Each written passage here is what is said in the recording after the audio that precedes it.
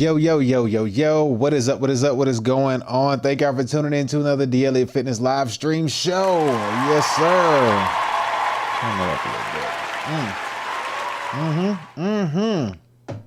It is Hump Day, Wednesday. Hopefully you are doing good this Wednesday, midway through the week, closer to the weekend, depending on what's going on. You may have a 4-day school week. If not, you got a 5. But most importantly, let Mr. Child tell it to you. Oh, you're having a bad day? Did you die? I got shot. But did you die? And as long as that didn't happen to you and you still got lungs, air in your lungs and whatever to breathe, then you can still get out here and get it cracking. So let's go. Fumbling over my words. And yes, if you want to contribute to today's show, you can go ahead and hit the Cash App right there, Daniel2888, Venmo, Danny-Daniel-00 to contribute to today's show. We are simultaneously streaming on YouTube, Twitch, Kick, and Rumble. And if you're on YouTube, do me a favor, hit that like button when it pop up on the screen right there as you can see it. I greatly appreciate it if you did. And let's get some balloons up in here. Is that gonna work? Does it work? Yeah, there we go. We got some confetti going on. All right, we're good. We're good. So yes, sir, with that being said, we got a nice little show lined up for you today. Yes, we do. It's been a heck of a week so far, but today we got a good show lined up for you with fitness, economy, and AI. For the fitness portion, we are going to see how hard it is to eat healthy in today's economy, because yes, it can get pretty hard, and we're going to see exactly what we can do about those things. So we're going to do another video from the infamous and one and only Joe Delaney. He's going to show us why it's so hard to eat healthy, and potentially if he has any good pros and cons of what you could do and what is the possible solution, or, you know, I don't know what his take is going to be. I didn't watch the video, so we're going to do a blind reaction to it together and hopefully get a good understanding as what it is to eat healthy and how you can eat healthy in today's economy. Because today's economy is fairly expensive, so eating healthy is pretty tough. So, you know, you used to go out and be able to get like some steak or something for like a special occasion. Nowadays, bro, that steak is out of reach. It is so out of reach. You buy a steak and you going broke. So hopefully he's got something in the bag for us. Hopefully he can bring something that'll shed light on a healthy diet that you can eat. Me, I say stick with ground beef. No, the big long pause. Okay, but you get what I'm saying. Okay, you already get what I'm saying, right? Okay, cool. So, you know, eat healthy. You get what I'm saying. All right, anyway, then we're gonna go to the economy portion of the show. For the economy portion of the show, what we are going to look into is what are we looking into? The Airbnb. We're gonna look in the Airbnb market. The Airbnb market, from what I've been looking into, it seems like it's taking a nosedive right about now. God damn. And we're going to take a look to see exactly what's going on, because it's showing that the Airbnb thing is potentially headed towards a downward spiral. But I don't know. It's almost like 50-50, because some people I find seem like they're doing pretty good. Others I find, they say that this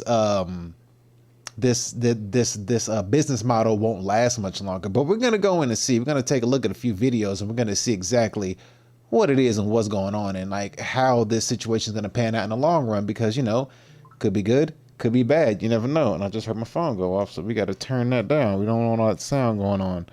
Where is it? There we go. Let's turn that down. There we go. Okay, cool. So we're going to check out the housing market for the Airbnb and see if it's a good thing or a bad thing. And hopefully it's a good thing, because we don't want nobody having a hard time out here. Oh my God. So with that being said, once we get there, we're also going to finally dive into the AI segment of the show. With the AI segment of the show, we're looking into these companies that are going to be going in, and we're going to see if the AI companies are starting an AI Cold War. Yes, you heard it. You're going to see if they're starting an AI Cold War, what's going on. Because due to the fact that there's a lot of situations that are unraveling and people are not really seeing the bigger picture with what's going on, because like AI right now is like a gold rush. And the fact that you can do so much with so little of amount of people, you can literally change an entire society and market with this potential technology, well, not potential, this technology that's on the horizon. And countries are in a race to get to it. And we're going to see exactly how serious this situation can be, because a lot of people are not really seeing what really needs to be seen. So we're going to watch a couple videos on that. and see exactly if we can get some more insight to understand the severity and how serious this is, and if there even is a Cold War to begin with going on with AI in these businesses. But we're gonna see, and we're gonna get to the bottom of it today, and we're gonna find out. That's right. We are. So with that being said, we're not going to waste too much more time. We're going to go ahead and dive right into the first video of today. Let me go ahead and get my banner up real quick, and we go get our sexy redhead buff Latina up here on the show. Let's get ready for the fitness segment of the show. Yes, sir. Yes, sir. Yeah, buddy. Oh, man, you know, AI women ain't too bad, I tell you. They are not too bad. You know what I mean? You're gonna have that, you know, gonna have the what is it called? The sins of Solomon if you don't quit playing around. You know what I mean? You're gonna run out there and just have like one too many and just, you know, be out here enjoying life. But I digress. Anyway, let's go ahead and jump into the fitness segment of the show. Before we do, I do have to refresh this because they probably will hit me with an ad as soon as we push play, and then we'll be sitting here looking at each other like this, trying to figure out what's going on. So with that said, we got the video skipped out. All right, here we go. So we're diving in, but before we do, got to switch that banner up because, you know, up. All right, here we go. So eating healthy.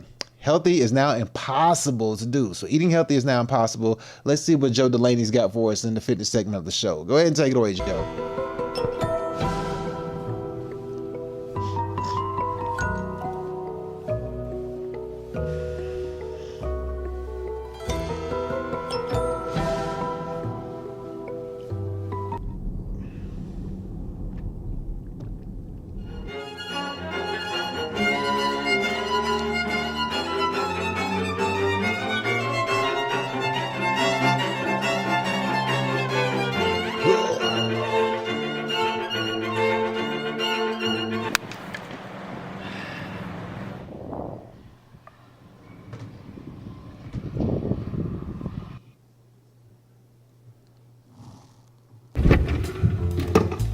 Eating healthy used to feel simple. It was about nutrients, macronutrients, protein, carbs, fat, and fiber, and micronutrients, all of these. So a healthy diet was one where you consume enough, but not too much of everything. Easy. Except, nah. So one day, somebody was like, why don't we just make a pill for this? You know, because human's gonna human. And people were like, cool, that sounds easier than cooking vegetables. And other people were like, I might just add some nutrients to anything and it'll be healthy. That's definitely how it works. You will say this is a complete meal. This is a complete meal. Drink every meal. More time to be productive. And then some other people were like, Is this the same? I don't feel like it should be the same. Yeah?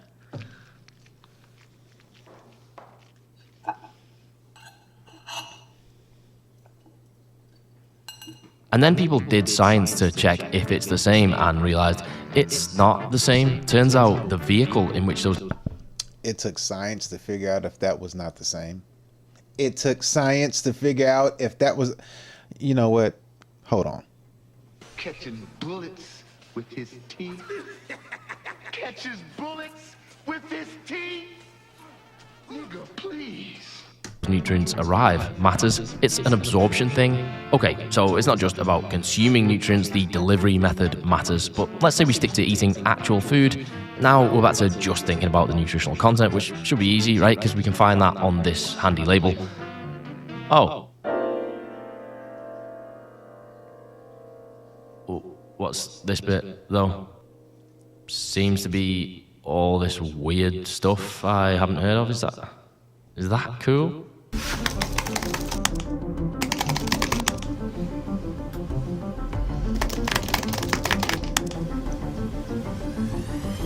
Shit. Okay, this can still be simple. We just make sure to eat actual food that contains all the nutrients we need, and we read the ingredients so that we're not consuming too much of this weird chemistry class. All right, so I think his angle from eating healthy, which is impossible, I think he's coming at it from an angle of the ingredients that, you know, it's hard to figure out what's what and what all crap they got in it. And the high sugar content. Clearly he ain't in America, or he's not American, so I don't think so he's not from the States, or else the sugar content would be through the roof. So I think he's catching a break here, my personal opinion. He doesn't have to really like focus as much on the unhealthiness of food. I think where he's at, the food is a tad bit more healthier than what we got over here, because sugar is in everything. I mean, sugar is probably in aspirin at this point. Sounding shit. At least you can trust the label to tell us everything that's in the food. Sugar, cocoa milk butter, whole milk powder, cocoa mass, lactose, skim milk powder, emulsifier, soy lecithin, polymalloyl extract flavoring. Now, there's some stuff in there that's not great, but, you know, I do want to live life with some degree of enjoyment. Call me idealistic. So I'm willing to take the hit on some stuff once in a while because, you know, chocolate animals are an essential part of at least 2 holiday seasons. And after all, at least there's no actual poison in there. That's right. What do you mean, Can you... Any more specific than, That's, you got me kind of worrying about... You don't mind a bit of lead, do you? Lead? Okay, so it turns out some people are currently suing Lindt. I bet it's Americans. They love suing each other. It's like their national sport. Because their dark chocolate was found to... Sir, I can't argue with you. That is correct. I gotta give you a round of applause for being honest. Yes, that is correct. Yes. I think I heard, this might be recent, or I think I just heard this, that a guy actually sued McDonald's when he ate a Happy Meal, and because the Happy Meal didn't make him happy, he was still depressed after eating the Happy Meal. He went ahead and sued McDonald's. like, I wonder if he won. Like, honestly, like, come on now.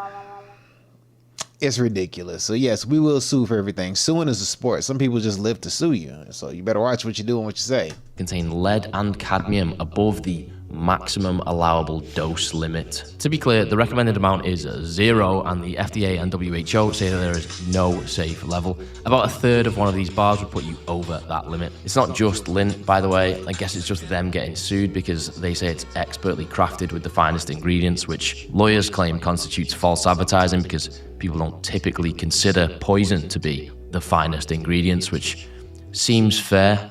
Okay, so limit the dark chocolate. Oh, also go easy on the brown rice because of the arsenic, and the tuna because of the mercury, and also certain vegetables that can absorb different heavy metals from the soil and water that they're grown in. Those won't kill you, but prolonged exposure could lead to an agonizing death, or worse, an agonizing life. So just get enough nutrients in ways they're likely to be absorbed, and read the label to keep those additives to a minimum, and try to be cognizant of specific foods that tend to absorb heavy metals. It's not easy, but it's manageable, right? We can do this. Maybe I'll just start with a water.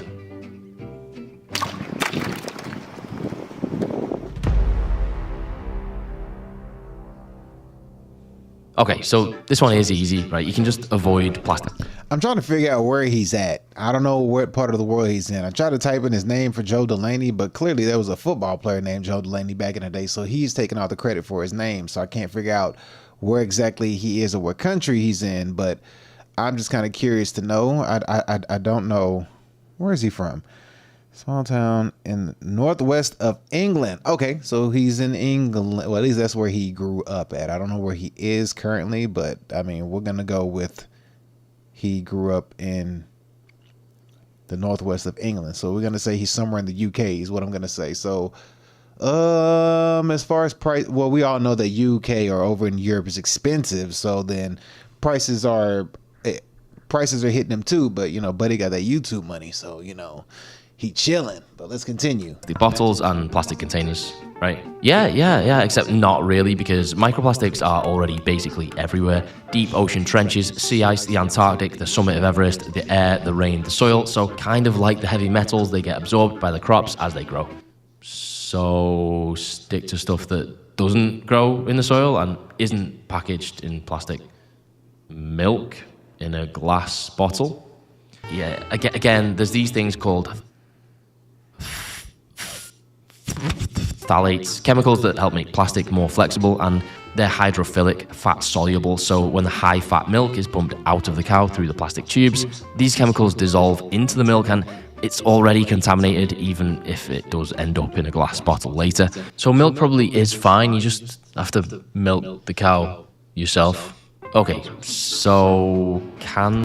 I still don't agree with milk. I'm not too adamant on milk. I always say that, you know, cows drink cow milk, cats drink cat milk, you know, coyotes drink coyote milk, lions drink lion milk, bats drink bat milk, whatever the case may be. For some reason, some human who had the genius idea to go and grab a cow's titty and drink milk from a cow's titty. I think that was a perverted decision that somebody had made, because now when you look back at hindsight 2020, all these nasty perverts and pervs that, you know, run things, I think somebody perverted just this, either somebody extremely desperate and poor, like starving, or just some pervert like was just sucking on the cow's titty, male or female,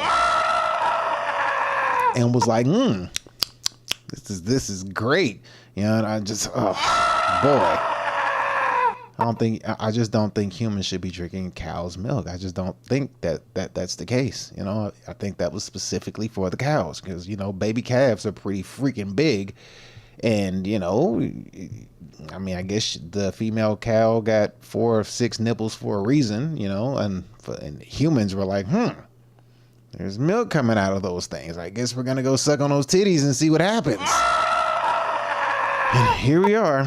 They turned a cow titty into a lucrative market. Go figure. And food? Cans are just metal, right? Nope, most of them are lined with a resin containing bisphenols, which also generally cause nasty shit. And some of those chemicals do get banned, but then people just use different but very similar ones, which probably also cause nasty shit. Right, so basically just give up.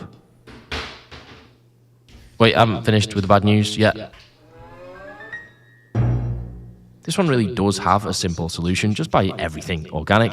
The only drawback is it's a fucking £1,000,000. Now I can give up. Yes, give up. At least give up trying to avoid everything. Okay, yeah, buddy from England. He said it's a fucking £1,000,000. He said it's too expensive to do it. All right, buddies. All right, we got it. We got it. Well, agreed. Well, I don't know how much land is in England, or whatever, UK or anywhere over there. I'm pretty sure it's expensive, because I mean that's their pound is worth more than $1, so life over there is expensive anyway. So I would say he's on point with the land. I'm pretty sure it's stupid expensive. Then property taxes on top of that. Who knows what that would be? I mean, I'm pretty sure it's bad enough because we got it bad here. So. And then, you know, they got the tiny homes and built up so they don't have much space because they like are ripping people off with how they choose to do real estate and stuff. Yeah. Everything bad all the time, because honestly, we already fucked it too bad. You can't avoid it all. But that doesn't mean succumb to apathy. My tactics are the same as always. Employ lazy efficiency and ask, what are the easiest changes that will make the biggest difference? Just try to eat actual food, not stuff that says it's food, but actual food. If you can't do that, multivitamins are definitely better than no vitamins and will protect against deficiencies. They're not bad, they're just not as good. Powder form is better than pill form, and pills taken with food absorb better than pills taken on their own. The best way to avoid foods with weird things on the label is to eat foods that don't have a label, but some consumption is inevitable, so start with the fewer ingredients is generally better rule, and if you can be bothered, it's probably worth learning what's bad, what's not as bad, and what's probably fairly harmless, because not everything you've never heard of is necessarily bad. Also, there's apps you can use to scan your barcodes that'll give you an idea of how deadly stuff is. You can't avoid heavy metals altogether, but first, reduce your intake. Soaking rice instead of rinsing it and boiling in lots of water instead of steaming reduces the arsenic. Large predatory fish have higher levels of mercury than smaller fish. Some chocolate brands are worse than others, and dark tends to be worse than milk. Then, eat stuff that minimizes the harmful effects. Some essential metals like zinc, selenium, and iron can protect against heavy metal toxicity by competing for binding sites and reducing absorption. Oh, you hear what he said there? So that is your cue to get up and go buy you a cast iron skillet and cook on a cast iron skillet. That thing will work wonders. Get you a cast iron skillet and cook on it. That, I think, is like the hidden gem that most people don't. Man, I mean to turn my camera up just a little bit. But let's see. Can we get up just a little bit? There we go. I think that's a little better. Okay, let's continue. Vitamin deficiencies can enhance sensitivity to heavy metal toxicity, whilst their consumption can alleviate it. If you try to avoid all plastics, it's probably going to ruin your life faster than consuming microplastics would, so just limit the inessential stuff and the worst offenders. Use glass instead of plastic, use wood instead of plastic, use stainless steel instead of plastic, use paper instead of plastic. Generally use less plastic. Definitely don't heat food in plastic containers, but if you do have to store some in plastic, look at this number. Numbers 1, 2, 4, and 5 are generally safer than 3, 6, or 7. Tap water still contains microplastics, but far less than bottled water. More processed food typically contains I'm gonna have to say tap water still right here, this is gonna be subjective to where you live. This isn't gonna, I don't think this is gonna go across the board. This one's gonna be subjective. You gotta hit a filter wherever you're at with your water, but this one's gonna be subjective. I don't think everywhere has good drinking water. Screw that. I know everywhere don't have good drinking water. So that one, that's a depending on where you live type thing.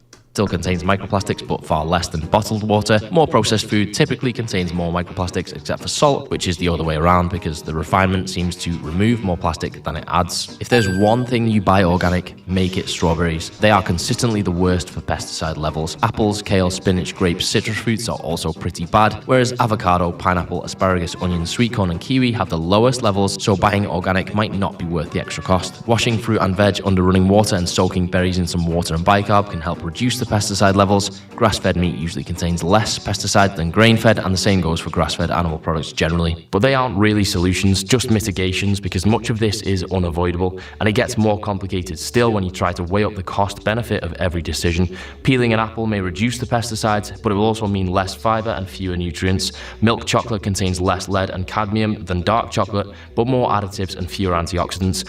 Just about everything is good and bad on some level, so quite soon you end up trying to choose the greater good or the lesser evil, and the question morphs from is there poison to how poison? I think all we can really do is the obvious stuff and then just try not to go crazy obsessing over everything else, because the stress of analyzing everything you eat and thinking in terms of how much poison it contains is probably also quite unhealthy. Yo, if you appreciate me being quite sound and putting my Yeah, so I'm gonna agree with them on that. You can't really, fix everything, but what you can do is, like I always said, at the end of the day, do whatever you can do, get stupid rich, and when you get stupid rich, then you get you some land, and then you do everything off the fat of your land, which is, the goal for everyone to try. And well, no, everybody don't want to do that. A lot of people want to live in a city or a home or a condo or an apartment. And they want to, enjoy life that way. But with that being said, before we go any further with me ranting, I want to give this man a round of applause for that video. Shout out to you, John Delaney. Yes. So, oh crap. So with that being said, for sure, like, you do want to make sure that if you're able to get your own, get your money up, get rich, live off the fat of the land, grow your own food, well water. What was the other one? What is it? Oh, have your solar or your batteries for electricity. And what was the other one? I think that's it. Have a generator for backup, slaughter a cow and send it to the butcher. Them chop it up in a bunch of different pieces, get a deep freeze, stick that bad boy and all it in there, get you a big deep freezer too, because it's going to be a lot of meat, pause. And, you should be good to go. You got ground beef or whatever kind of meat, steak meat, all different kinds of meat that you can cook. And then you just throw some whatever veggies you want there on the side and wash it down with water. Simple, but yet expensive as hell. So, you know how that's going to go. It's going to be pretty costly.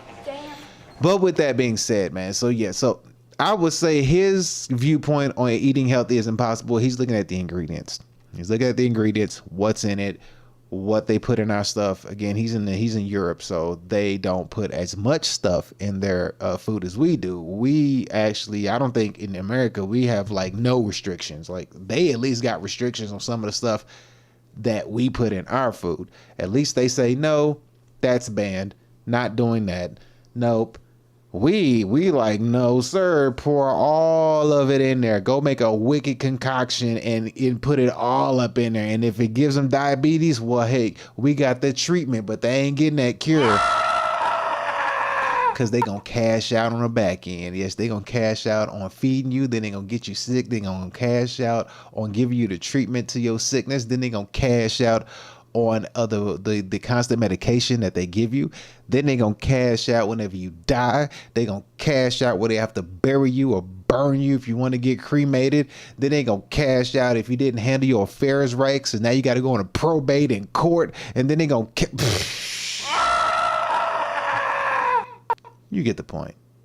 So anyway, that's going to be it for the fitness segment of the show. We are going to go ahead and slide into the economy portion of the show. We're going to go ahead and slide on over and make that smooth transition over into the economy and see what's going on over there on that side.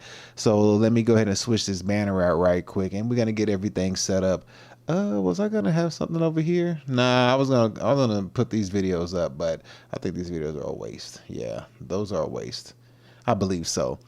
But anyway, let's go ahead and dive into the economy portion of the show and talk about the economy and see exactly what is actually going on in the economy, especially with these Airbnbs.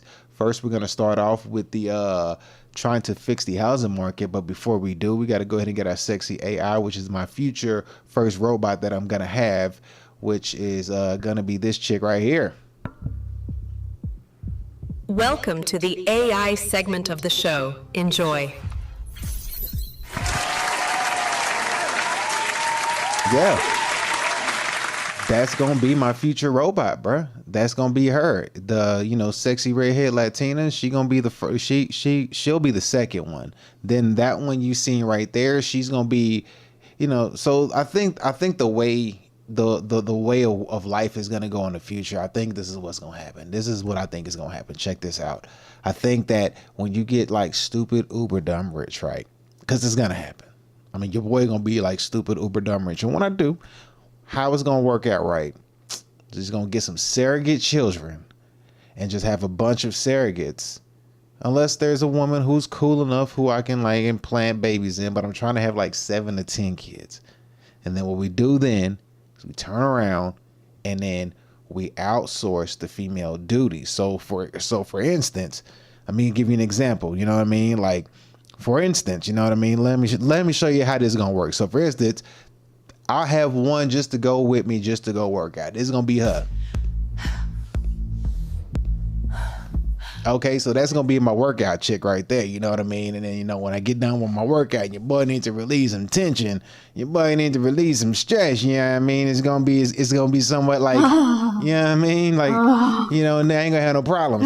No complaining. No nothing. You know what I mean? And then for like my son and stuff like that, or my kids, I should say at this point, then I'll have like, something, kind of on the lines like, where is it at? Where's my thing? Here you go. I have something like this.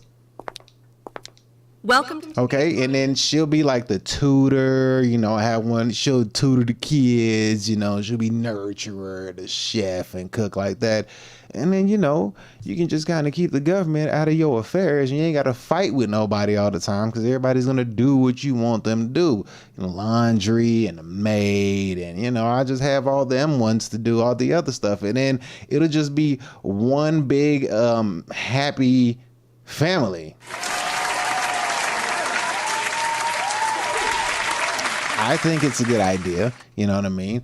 Probably have a few like human women. I mean, I'm pretty sure, I'm going to have some of the characteristics of Solomon going on in my life. Just can't help that one. But anyway, so with the economy, what's going on? We're going to look at them trying to put a fix to this housing market. So let's take a look at exactly what's going on with the housing. So let me fix that banner right there. But did I fix the banner? Oh no, what did I do? Oh no, I screwed it up. There we go. So we're gonna look at what's going on with the housing market. They're saying that affordability is the worst level in 40 freaking years. 40 years, bruh. Longer than I've been alive. So let's see what they say about this housing affordability that's been so bad and has been the worst in 40 years. See what they're going to probably try to do to fix it, or if they can. So let's go ahead and see exactly what they're going to do. Getting this housing market booming again. The last 4 years rather, has been terrible. This president understands real estate. He understands housing better than anybody. We will fix this housing market. It's just a shame that we've got this massive headwind in front of us, which are these high interest rates. We got to reverse what happened these last 4 years to get the American dream back. Biden killed the American dream of home ownership. If we could get those interest rates down, I think you're going to see a building boom. Federal Housing Finance Agency Director William. See a building boom. A building boom. I'm not sure what the building market is looking like right now. I'm not really sure. I just know that where I'm at, all I see is them building stuff left and right. So I don't really know what this building boom is about. But let her talk a little bit. Let's see what she got to say. Morning with Maria. Is this Maria? Is this Maria? She don't look like Maria, but let's see. Pulte speaking with Maria on this program about the state of American homeownership. Treasury Secretary Scott Bessent says that President Trump is now considering declaring a national housing emergency to address the affordability crisis. The median home sales price skyrocketing to nearly $420,000 last year. In 2016, that average was $305,000. Joining me now is Sotheby's International Realty. All right, so we have right here, we got, so what's this? This is what, 3 and 3 would be 600. They're saying from 16 to 24. What city are they in? This is the median home prices, but what city are we actually talking about? Because if we go from 16 to 24 in Austin, Texas, I'm gonna have to look at her and say, you lying ass bitch. Because those numbers would be false. Those numbers, you need to inflate these numbers a little bit more. Like, you might want to double this 300 for sure. Like, for sure.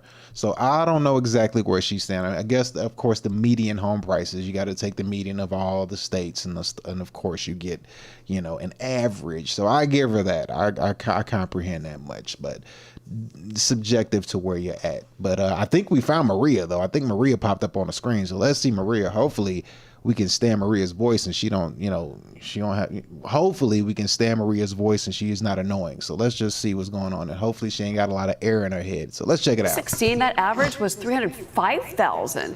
Joining me now is Sotheby's International Realty Global Real Estate Advisor, Jenna Stafford.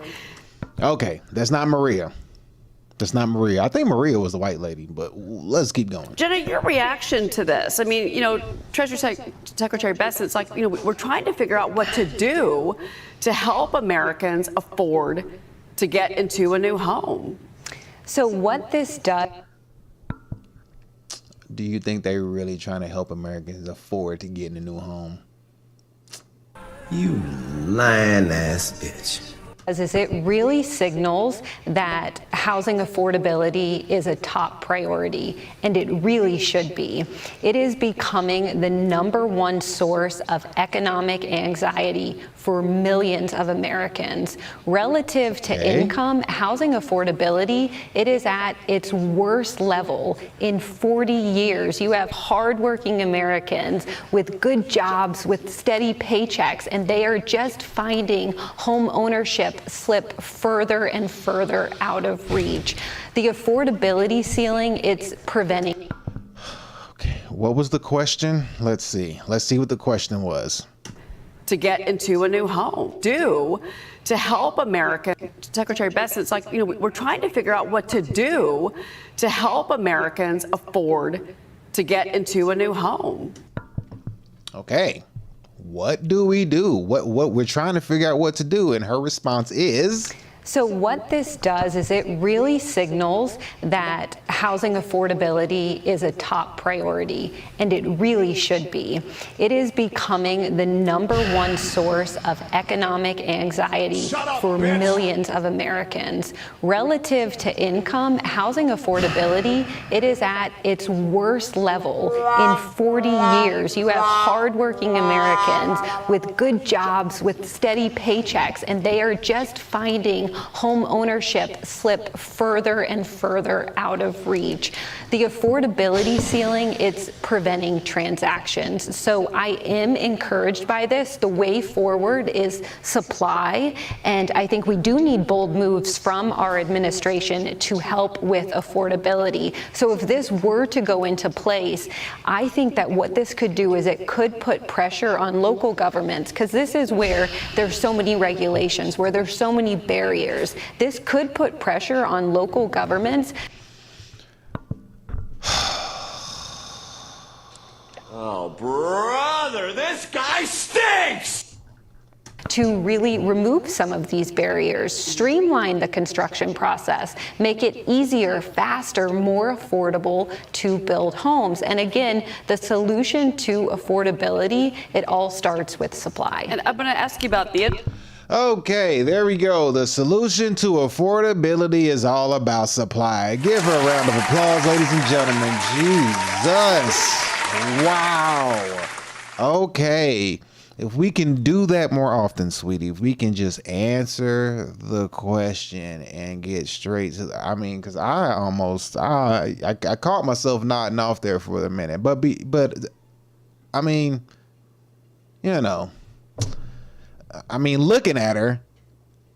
looking at her, I'm kind of thinking like,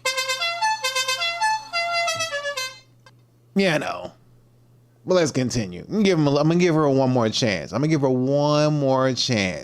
This is your last chance, sweetie. Come on, answer the question. That was too much. Interest rate story, but if you look at what has happened to the U.S. housing market, it's not just mortgage rates. It's property taxes, association fees, home insurance premiums. Lee Zeldin and the EPA can pull back all they can on regulations. That's really for new building and new construction. But all these factors are really hurting those that are looking to buy right now or those that are looking to sell. So I call it a lethal combination. And what Americans are facing, it's not just one thing. It's not just elevated rates. They're facing the rates, the prices, rising insurance, rising taxes, rising maintenance costs too. And again, it's this affordability ceiling. It is preventing transactions. That's why we'll probably end the year around 4 million in existing home sales for the third consecutive year. And this is the lowest level since 1995. You put it into context, 2015 through 2019, we were averaging around 5.3, 5.5 million in home sales. And now we just continue to see fewer and fewer Americans be able to get into the housing market. It's such a shame. And, again, if we get this interest rate cut, hopefully this month, Wall Street is expecting a 1/4 point cut, at least, or expecting the Fed to cut at the next policy meeting. So, obviously that's going to, we think, impact mortgage rates. The 30-year, right now, the fixed, nation's most popular. Do you think a Fed rate cut would impact mortgage rates, even though the homes are still overpriced in some places? Well, most places, I would say. Because even if you do cut the mortgage rates, there's still an exorbitant amount of all the previous factors that she did clearly point out. She pointed out all the other factors. It's not just the cost of housing. It's insurance, it's property taxes, it's maintenance costs, it's groceries, it's childcare, it's clothes, it's everything combined. And it's like, can you go and get a home even if they cut mortgage? Even if the Fed cuts rates, like that still isn't gonna really help people to buy a home. But if you're rich, it may or may not help you buy a home. But then again, would you want to buy a home now? Or would you just want to wait till everything keeps going down? Yeah, it's kind of up to you. But what do you think? Mortgage, that's at 6.5%. The 15's at 5.7%. But, there's some warnings out there that this rate cut isn't really going to have a big effect on the 30-year. Right. What do you say? Well, that would be unfortunate, I think. It would be unfortunate. All right, here we go. She's been asked a question. Let's see how she answers it. Come on, sweetie. I'm giving you a chance. We're giving you a chance. You did okay last time. I give you a little bit, but we're going to see what happens this time. Here we go. Oh, and by the way, just real quick, let me give you some word of advice. Right here, you see this right here? 30-year rate versus 15-year rate. If you are ever going to get a home, okay? If you're ever going to get a home, this is what I learned when I went to real estate school. Listen, if you ever get a home, this is what Gordon told me. Gordon said this, and he embedded this in our brain. He was a very monotone and boring teacher, but boy, oh boy, whatever he said something, he made sure you didn't forget it. And thank you for that, Teacher Gordon. So shout out to you. If you're ever going to get a home, always, always, always go with the 30-year rate or the 30-year term, I should say. Always go with the 30-year term. Why, you might ask? Because If you go with a 15-year term, life will happen. Life happens. In 10 years, you don't know what could happen. 5 years, you don't know what could happen. And if you go with a 15-year term, you're going to have a higher mortgage. So with that, you have to always pay a higher mortgage. As opposed to if you go 30-year, your mortgage is going to be a little less, but you will have more interest on it. You can always take the same amount of money that you were going to pay for it on a 15-year rate and then just use the extra amount to put towards the principal. You can always pay a 30-year term off in 15 years. But if you pick 15 years, you got to pay it off in 15 years or less, as opposed to a 30-year. You'll have a lower mortgage, but you could still use your extra money to put towards the principal if you wanted to pay it off in 15 years, just to save yourself in case life happens.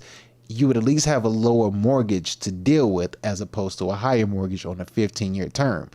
Food for thought. Yeah, so there you go. There's some wisdom from your boy D. Elliott on you boys. There you go. Thank you. Hold your applause. We're not done yet. We still got more show to go. So look, here we go. And that's what happened last time when we did have the cut. You actually saw mortgage rates go up, but you have to look at the positive, and what it does is it starts the spin cycle of a lower rate environment in America. So I think it's very necessary to have rate cuts, and whether we see them actually impact mortgage rates this year, it might not happen, but starting in 2026, I do believe that we will start seeing lower rates, and lower rates make such a difference, specifically for those first-time home buyers. Yeah, absolutely. And at least that would be hopefully in time for the spring selling season. Before you go, I want to ask you about Florida, where you're based, because, the economy's been cooling a little bit in the overall in the Sun Belt, but especially in some of these northern Florida cities. Is that her? Is that? That's not her. No, that's not her. Unless she dyed her hair black and she's blonde. Now, that's not. Boy, if that is her, boy, women are the best salesmen ever, bro. But once you understand that they're all, if that's her, women are great sellers. But you have to understand, once you see past the illusion, and you grow up, and you know how to handle your testosterone. You like, you gonna start looking at him. You gonna start looking at him like this. You lying ass bitch. Let's continue. What are you seeing up there? Florida's going through a correction. It's a necessary correction. There were so many cities in Florida that had parabolic price growth, and it really stretched income levels. Incomes and prices got so completely out of whack, and we're having this correction. It's not a crash. I think it's necessary for the Florida market. You have so many locals, you have working class Floridians that have been pushed out of the housing market. So we need to see income levels get back in tune with price growth. I believe in Florida long term. Our economy, it's like a well-oiled machine. People will continue to come to Florida for... Yeah, people will continue to come to Florida, but I just don't see it as things are going to go back to what they used to be. I think that's what everybody's hoping for, and I think that's a very false hope to have. They were not playing around when they said new normal. They wasn't kidding. When they said new normal, they meant that from the bottom of their soul. Like, they was like, there's a new normal that is going to be put on here. So to think that the rates are going to go back to what they were back in like 2015, and that ain't happening. That's a pipe dream. That's gone. The new normal is what the new prices are going to balance out to. So for example, let's say this was what we know, right? This is like the normal that everybody wishes, or this is the normal where we started, right? Here's the normal right here, right? Then we have this crazy, insane increase over like 10 to 15 years. And then now we're coming back down. People are hoping that it does this and it goes back to normal. Like, no, it's doing this. And it's like, there's your new normal right there. Can you see it? Because I can't see you. That's going to be the new normal. That's what it's doing. Like, it's not, it ain't finna go back down here. It's like, yeah, here's the new normal for you. Like, there it is. So that's how things are going to get balanced out. That's how things are going to level out. So if you are hoping for the old prices and things to go back to what that's not happening. It's just like the stock market. You know what I mean? Like prices, they go this way and they have an increase, they have a pullback, and then like there's the new bottom, and it just keeps doing it and doing it over time. So that's where I think we're at. But shout out to Fox News on that one.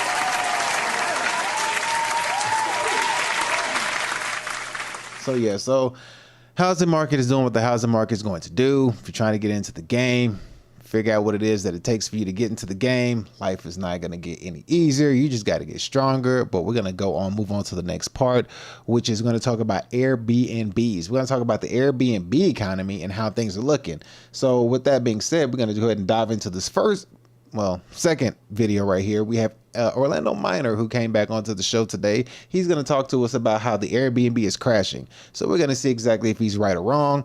I'm not going to watch his whole video. It's a pretty lengthy one, but we're going to see exactly what's going on with this Airbnb market and if it's crashing or if it's doing good or if it's doing bad. And if people are having a hard time like buying homes and buying houses, then what would that do for the Airbnb market? Would people still be willing to do Airbnbs, or would they go back to hotels and enjoy the hotel life and, deal with hotel living? Or would they still enjoy Airbnbs? Is the business even lucrative? If the market's still going to be sufficient? How are things going to change? Don't know. But what we're going to do is we're going to find out, see how that pans out. So with that being said, we're going to slide on into this next video. Let's go ahead and watch this one. Let's check it out. I've said it once and I've said it twice and I say it many times. People who go on vacation are f***ing feral. They give zero fucks about people's property, okay? Like, you are not a rock star at a hotel, Susan, okay? Keep your sun bronzer and your makeup to yourself and use the black towels that we provide for you. On a daily basis, I am dealing with destruction of property in some way, shape, or form. Why am I finding pillows with the zipper broken? What the f*** are you doing with the pillow, Susan? You guys hear it? Airbnb hosts, they're mad. They're fed up. They're saying, you guys want to go to hotels? You guys want to push us to the side? Well, you know what? We're going to go online and we're going to complain about you guys. We're going to tell how messy you guys are, how you guys don't use towels the right way, how you take towels, how you break zippers off of pillowcases. Nobody told these Airbnb hosts that they're hotels. Awkward. So awkward. They didn't do the research. They didn't understand that, you know what? Look, this is basically hospitality. I'm basically running. Oh, I think he was going to get into the meat and potatoes on that one. And then they hit us with an ad, of course. Did us dirty. Why they do us dirty like that? That is just rude, YouTube. Rude. Why would you do that? All right. Let's get back to it. Here we go. So it's hospitality. So if you're running your Airbnb like a hospitality, doesn't that incur some of the same taxes that a hotel would incur? I don't know. Let's find out. Hotel. They did basically hospitality. I'm basically running a private hotel. They didn't know that. So now what we're seeing is a flood of Airbnb hosts and properties are coming up for sale. Boy, here we go. They're saying, listen, we're getting out of the business. This is too much. You guys are disgusting. What? See how the blame got shifted? Not on them. No blame for the Airbnb host that bought arbitrage. No blame for the Airbnb host that didn't do the research. No Airbnb host blame for buying overpriced properties. But listen, we're going to get there, guys. My name is A lot of hosts are saying, what are we going to do? Property taxes are going up. The value of the property is going down. And worst of all, I'm not getting any bookings. Well, this is what normally happens in a down economy.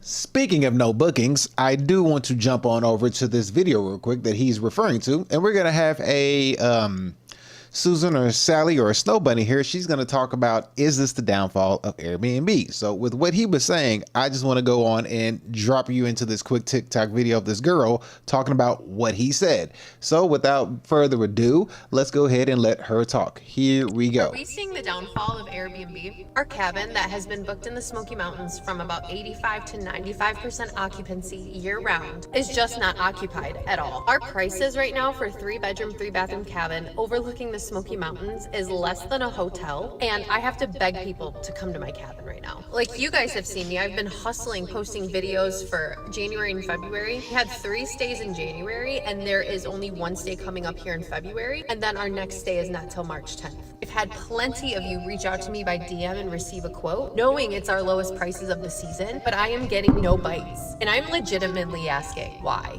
What is going on? What am I missing here? And in our cabin in particular, we have prided ourselves, is that a word? In the last 4 years, we have not gotten lower than $100,000 in gross income rental fees. Our competitors with 3-bedroom, 3-bathroom cabins, between 60 and 70 gross. We're a super host on Airbnb. We have all the accolades you can imagine. We have a great social media following. So I'm thinking, if I'm struggling to fill my cabin, I know there are others. So then I'm also asking, like, why? What's going on? And then I'm thinking, as a host, what can I do even more to fill up my cabin? You know, the economy, like eggs, for example, are out of this world right now. Are just people not traveling? Are you guys waiting until the summer? I'm telling you, I can't lower my prices, it feels like, even more to be less than what you would find in a hotel. And I'm not necessarily what you call nervous, like we're gonna make things work, but the trend that I'm seeing, you guys aren't biting, and you guys gotta coach me up. Like, why? What can I do different to make you come to my cabin? Okay, I'm not gonna let her finish, but what I am gonna do is gonna run right back on over here to Orlando, and I think he's gonna have the answer that she's looking for. So let's take a look and see, because she did mention eggs were going up and we're going crazy, but I guess she doesn't think that high price of eggs means anything. But let's take a look and see if Orlando can answer this. See, I understand the Airbnb hosts didn't look at this. They thought that the prices of their properties, they thought charging everybody exorbitant cleaning fees, they thought that the money raining from the sky, as they would put it, was never going to stop. Are you crazy? I've done videos on this, so this isn't a surprise. I said, listen, guys, listen. This isn't gonna work. I know you guys think that running an Airbnb is like running regular real estate or like renting out a unit, and it's more profitable. I know. These guys told you to run the play. There's been tons and tons on TikTok, YouTube. You can go over and over. There's tons of people pushing, making $30,000 a month on Airbnb, making $10,000, $20,000. Damn! They told you guys that, right? All you have to do is XYZ, and guess what? Guess what? What if I told you you don't have to pay any money for it? You son of a bitch! I'm in! That's right. You can make $30,000 a month. With YouTube. A month and you don't have to put any money in? That sounds like a little bit too good to be true, you know what I mean? I don't know. It sounds a little bit like... I mean, I'm looking at him and I'm like... He didn't say that. Tell me he didn't just say that. Because that sounds just too good to be true. I don't know. I think Orlando might be... I don't know if he's lying or if he's trying to tell us... I don't know. He might be blowing smoke, but let's see. Are you lying, Orlando, or are you blowing smoke? Let's find out. Here we go. Zero money into it. And guess what? You don't even have to know anything. All you have to do is, out of that $30,000, have someone automate it for you. Have it automated. But let me guess. You don't believe me. Well, let's go ahead and watch. I lose $25,000 a year on this Nashville Airbnb, and I'm gonna walk through the process with you. I'm not a real estate guy. This is probably not a great financial investment, but that's okay. We're learning, so I'm gonna kind of bring you guys along with the journey to possibly making my Airbnb profitable. I bought the home 2 years ago for $620,000 at a 6.99 interest rate.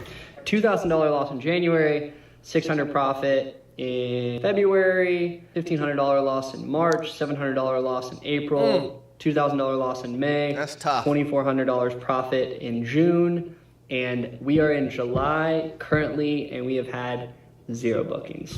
Probably on me, but that brings us to a $4,500 loss. I'm rounding, but kind of gives you guys a scope. So as it sits this current year, we have lost $26,906.99. That'll be our loss for the year.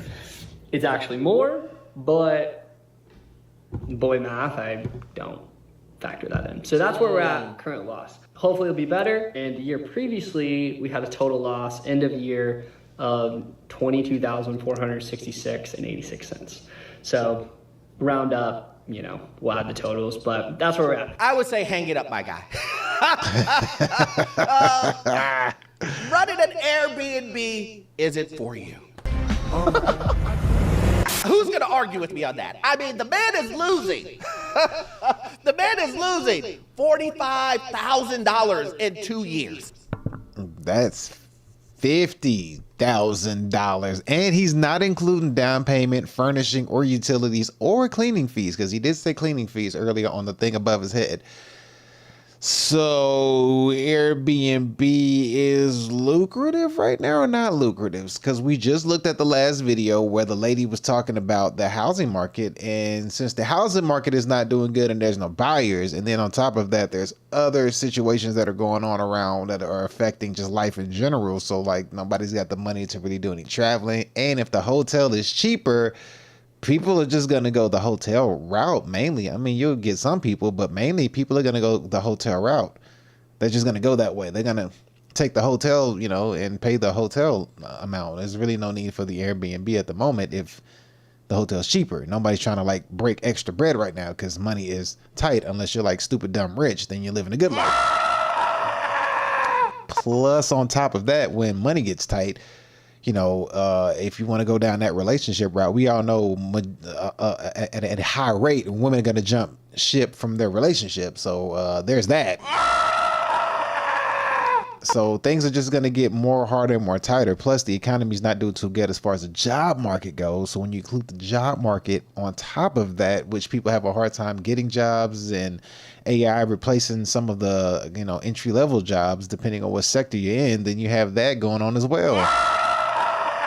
And don't forget about the massive layoffs. I went over a bunch of the layoffs that were happening. Like all of these layoffs are happening. UPS, FedEx, IBM, Kroger, Salesforce. All these places are having a bunch of massive layoffs. And, you know, you're over here trying to lease somebody out a home, an Airbnb, for a higher price than a hotel. And it's just not, you know, it, like you said, boy math. And usually it's girl math. I'm going to go girl math. The girl math ain't mathing. But let's continue. Here we go. Every year he's losing money. But let me guess. Somebody told you, you need to run the play. Someone told you, guess what? If you do Airbnb, all of your money problems will disappear. Sure. They said, all you gotta do is follow the steps and hire me as a mentor for $20,000. Listen, I can't make this stuff up, guys. I can't. I'm not making it up. I know a lot of you guys think, Orlando, this can't be true. This cannot be true. There's no one out there that's telling individuals you can make ridiculous money in Airbnb with no experience. This can be your first try. $10,000 for you. $20,000 for you. Oh, $30,000 for you. None of these guys didn't think, I'm running a hotel. There's gonna be a lot of costs with this. Oh, people are gonna ruin things inside of the unit. I need special insurance because what if someone damages the property and have regular insurance? I won't be able to claim anything because the insurance won't pay it.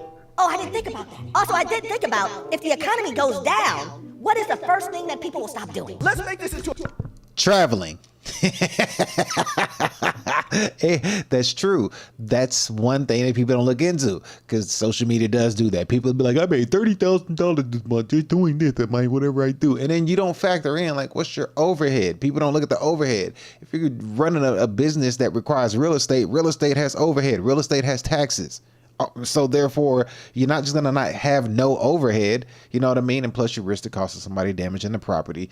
And and then of course you do have to take in effect the cycle that we're in. If everything was going up and up and up, it was probably good to do going in, but you had to know when to get in and get out. It was a go in for a few years and then get out. For the people who didn't get out, they kind of looking around like, this ain't the math ain't mathin'. But let's let Orlando continue. Orlando University quiz, guys. Let's go ahead and answer this class. If the economy is going down, what are some of the things that people will stop doing? A, travel. B, go to restaurants. C, stop booking Airbnb. Or D, all of the above. All of the above. Listen, I'll wait. I will wait. What is the answer to you guys? That's so petty. A, travel. B, go to restaurants. C, stop booking Airbnb. If you said D, all of the above. You guys are learning. And I'm very proud of you. I'm very proud of you because I was speaking to a student the other day and he was telling me, Orlando, I think I want to buy a Hellcat in this economy. Who does that? That's enough story. I'm just happy that everybody is learning. A lot of people just don't believe. Orlando, I've never really heard anybody who would give such foolish advice. Well, you know what we do on this show, right? You know what we do on this channel. You know that I'm going to show you the receipts. So let's go ahead and roll the footage. You literally can make $10,000 a month off of 2 Airbnbs and quit your 9 to 5. I've literally seen it happen. If I could do it, you could do it too. $10,000 a month. Now, see, a lot of people will watch that and go, Orlando, I think you're being a little bit too hard on it. Again, she's not talking about the overhead costs. There's overhead costs to any business that you run. They're just saying, I made $10,000. I'm like, okay, but like, what's the overhead cost? Like, how do you just ignore overhead costs? Like, and then consider the source that's talking. Like, really, like you gotta kind of look at somebody and just be like, he didn't say that. Tell me he didn't just say that. Because I mean, there's overhead to everything. There's nothing that you do that doesn't require an overhead or a startup. But let's continue. I mean, she said, you can own 2 and make 10,000. She's seen it happen. And I would say to you, well, I'm not really being hard on her. It's really the culture of this. It's this culture of telling you the most exception to the rule thing and then telling you that's possible for everyone. Come on, man! See, the $10,000 mark that she's talking about and quit your day job, you do that, you will be in bankruptcy. See, what she's not telling you is, how are you going to get those Airbnbs? Oh, let me guess, you're going to take that from your savings account. But I thought you were living paycheck to paycheck. I thought you just had a hard time paying your credit card minimum. But you're going to try to do Airbnb arbitrage. No money down, tons of liability. And not only that, the cities are after you. The cities are now saying, we're not making money off of you guys. You guys exploited a loophole in our little system here. And shut up, Jax. Hotels are paying us more in tax, and you're not. And on top of that too, you guys are having rowdy parties. You're destroying the neighborhoods, and people don't want to live here. And if people don't want to live in the cities or in the neighborhoods that we make tons of tax dollars on, we're all out of business. And there it is. That right there.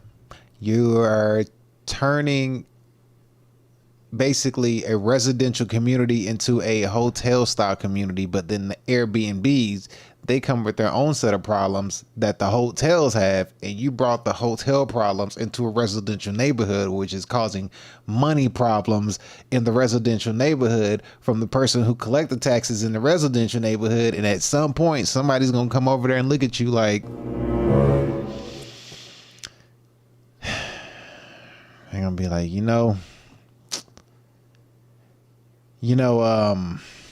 I know you've been doing good over here, but we just can't keep doing this because, you know, the money we were making, you're the reason why it's going down. So Prepare the meat so dumb. yeah, that's what's about to happen. So what do you think they did? They said, well, we're only going to limit a certain amount of Airbnbs in this area. And Airbnb host said, what? You're telling us there's rules now? Only if you guys would have saw my channel before you bought the Airbnb. Let's go ahead and listen to what another host says while they're getting out of business. After 6 months, I'm shutting down my Airbnb. And let me tell you why. Now, first off, I have to put a disclaimer. When we bought the property, we never intended to Airbnb the property. However, it was such a good deal, such a good steal, and the house was already an Airbnb that we decided to keep it as an Airbnb. Now, let's get into... Did you hear that? The house was already an Airbnb. We decided to keep it an Airbnb. Whoever had that house, they were in the Airbnb market for probably quite some time. And like the last guy that we saw, they saw their yearly amount going down, down, down. They turned around, flipped it to somebody else as an Airbnb and left them with the bag. Why 6 months later, it's a hard no, hard pass for us. The first thing, people are dirty, okay? I never realized how dirty people are. And I hate to say it, it's been not all, it's been the majority of our women guests. The men, spotless. Like your occasional toothpaste was wasted in the sink. The women, dirty. Who raised you? I cannot.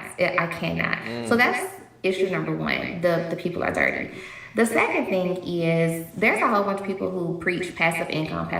Y'all remember that big movement and they were saying that Airbnb was a way. Absolutely not. There's nothing passive about owning an Airbnb. In fact, today after I work my big girl job from home, I gotta go to the Airbnb, meet my boo over there, and we're gonna clean up because we fired our cleaner. That's another story.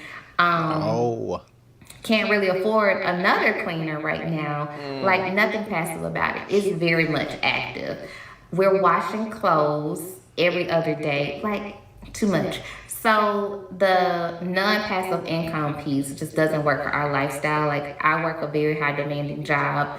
He's in school getting his MBA and works a demanding job. So it's a hard no for us. Imagine that. Going from the fab...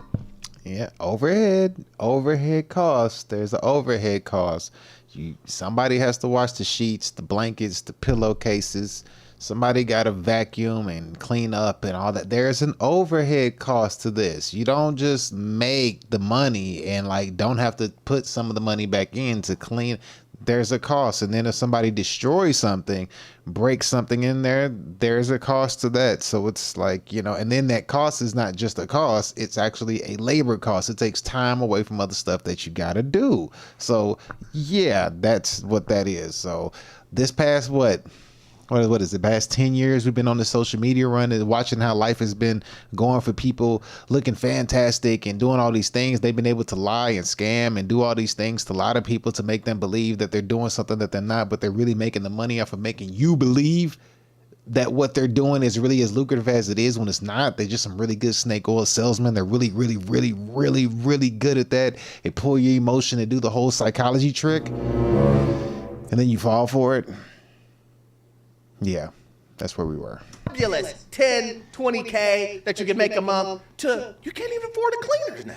What the hell's going on over here? You can't even afford someone to come to the unit and clean. Does that sound like it's a luxury job? Does it sound like money falling from the sky? Does it sound like what she was describing? Passive income. And here's the thing, I tell people all the time. So this isn't anything new for me, but I tell people all the time. I just did a video on my Patreon about is real estate even passive income? No. Is it? No. Is there anything that's passive income? If you're interested, just go to the Patreon. But people from my real estate is not passive. Real estate is only lucrative if you buy it at the bottom of a market when things start to go back up. That's when you can live in a property, turn around, lease it out, and then have another property and somebody's paying you this property while you live in this property, and then while the market's going up, you can sell your other property in your current home and flip and get a bit. That's when real estate is lucrative, but it's never passive. You're always working for that home. So it's no passive, nothing about it. Nothing passive about it at all. Patreon. They know. We just talked about this. And here's the thing. When you know the business at hand, you can know the risk. If someone would have sat down with any of these hosts and said, listen, I know you want to do Airbnb, and you think that you're going to make $20,000, $30,000, $40,000 a month from doing Airbnb because someone told you if you put a dartboard in the basement with a foosball table that everybody and their mom is going to want to come to your Airbnb? Mm-hmm. I know. They told you that these areas that you are doing Airbnb in, they would never end. People always come here. Even during the recession, even during the recession, we had the most tourism that we've ever had. But you didn't even bother even looking that up. And now these guys are in this predicament. And they're mad. They're coming online and they're shaming you guys. They're shaming the hotel, the people who left Airbnb and went to hotels. They're saying, you guys are disgusting. Huh? And I understand it. I would be mad too if I was selling a property that was an Airbnb that I thought I was going to make tons of money on, but now I'm selling it at a loss. Now I'm losing money on an investment that I thought was going to make me a millionaire. That's a double loss, because imagine if, like that one guy who tracked his $50,000 loss in 2 years, then he has to sell the property, and if he sells the property for less than what he bought it for, so he lost on his investment for 2 years plus losing on the sale of the home because the market went down below the value of what you bought it for. So that's like a super duper loss. Don't believe me? Let's watch. Do you want to know what I've spent hundreds of dollars on over and over and over again after almost every stay at the Airbnb that I have? Not the nice artwork, not the expensive fake plants, not like cool souvenir little trinkets that I have out.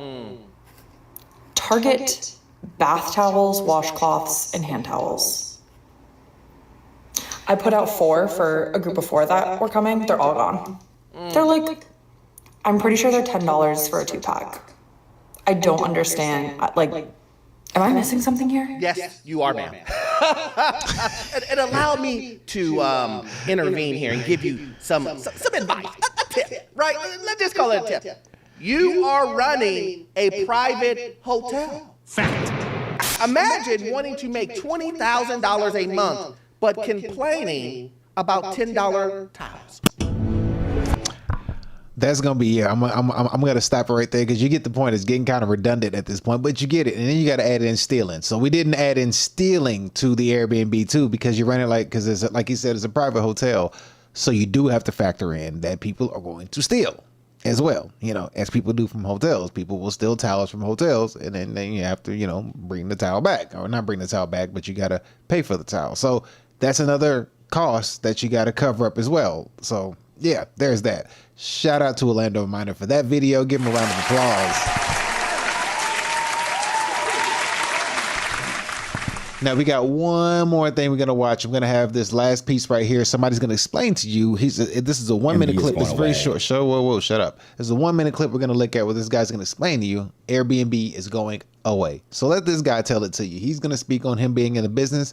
Let's see exactly what he means by the Airbnb lifestyle or business going away. Here we go. Airbnb is going away in a lot of markets around the country right now. I'm seeing the fucking writing on the wall. We manage Airbnbs in 8 markets right now around the country, stuff that I own, but also for a lot of third-party owners as well as our investors. And so we have a good pulse of what's going on in the Airbnb market. The numbers right now in all the markets that we manage in are tremendously down from 2021 when everyone's on lockdown. People were traveling domestically. No one was traveling internationally at that time. And so if you look at the regulatory environment out there, we We just saw what happened in New York City. They just banned short-term rentals. San Diego just regulated. Airbnb is going away in a lot of markets around the country right now. And so as that happens, it's bringing more demand back to the boutique hotels. And so I'm seeing the writing on the wall. I see a lot of people on social media pushing the Airbnb thing right now, pushing their online coaching businesses. I'm like, dude, if you're getting in the fucking Airbnb game right now, I'm sorry, but you're like 5 years late to the fucking party. So I'm zigging when others are zagging, and we're going all in on the boutique hotel space. So the last thing I'll say this, Mikey, is when I go speak at these conferences and I go to these real estate conferences around the country, everyone I talk to is like, yo, Rich, I'm doing Airbnbs right now, but I cannot wait to buy my first boutique hotel. So I feel like in 2 or 3 years, it's... All right, so there you go. He says that it's even going away to the wayside as well, and he's basically letting you know that the Airbnb thing is a sailing ship at this point. So yeah, that's gonna be it for the Airbnb market. I mean, you're still gonna have some places that's gonna do okay. It's not gonna be like that for everywhere, but for majority of places, you know, the places where the housing market went up really high, and now the value of the home that you have is not as much as what it was. Plus, with people not doing much traveling and expensive things that they used to do because the money isn't what it used to be, because there's a lot of stuff hitting at the same time, plus the tariffs and everything else. We're feeling the ripple effect of the stimmy checks that we got years ago and all the money that was printed. So all of this reverberating effect that we're feeling over time, and plus they keep adding more and more and more and more and more on top of it. Yeah, there's only so many people that can do Airbnbs, and they got their pick of the litter. They can go anywhere they want. So, I mean, the chances of them picking you is slim to none. And, you know, if you do get them picked, then that's just one booking out of a month. So, yeah, there's that. So that's going to be it for the economy portion of the show. Hopefully you enjoyed that one right there. We're going to move on over here shortly to the next segment of the show.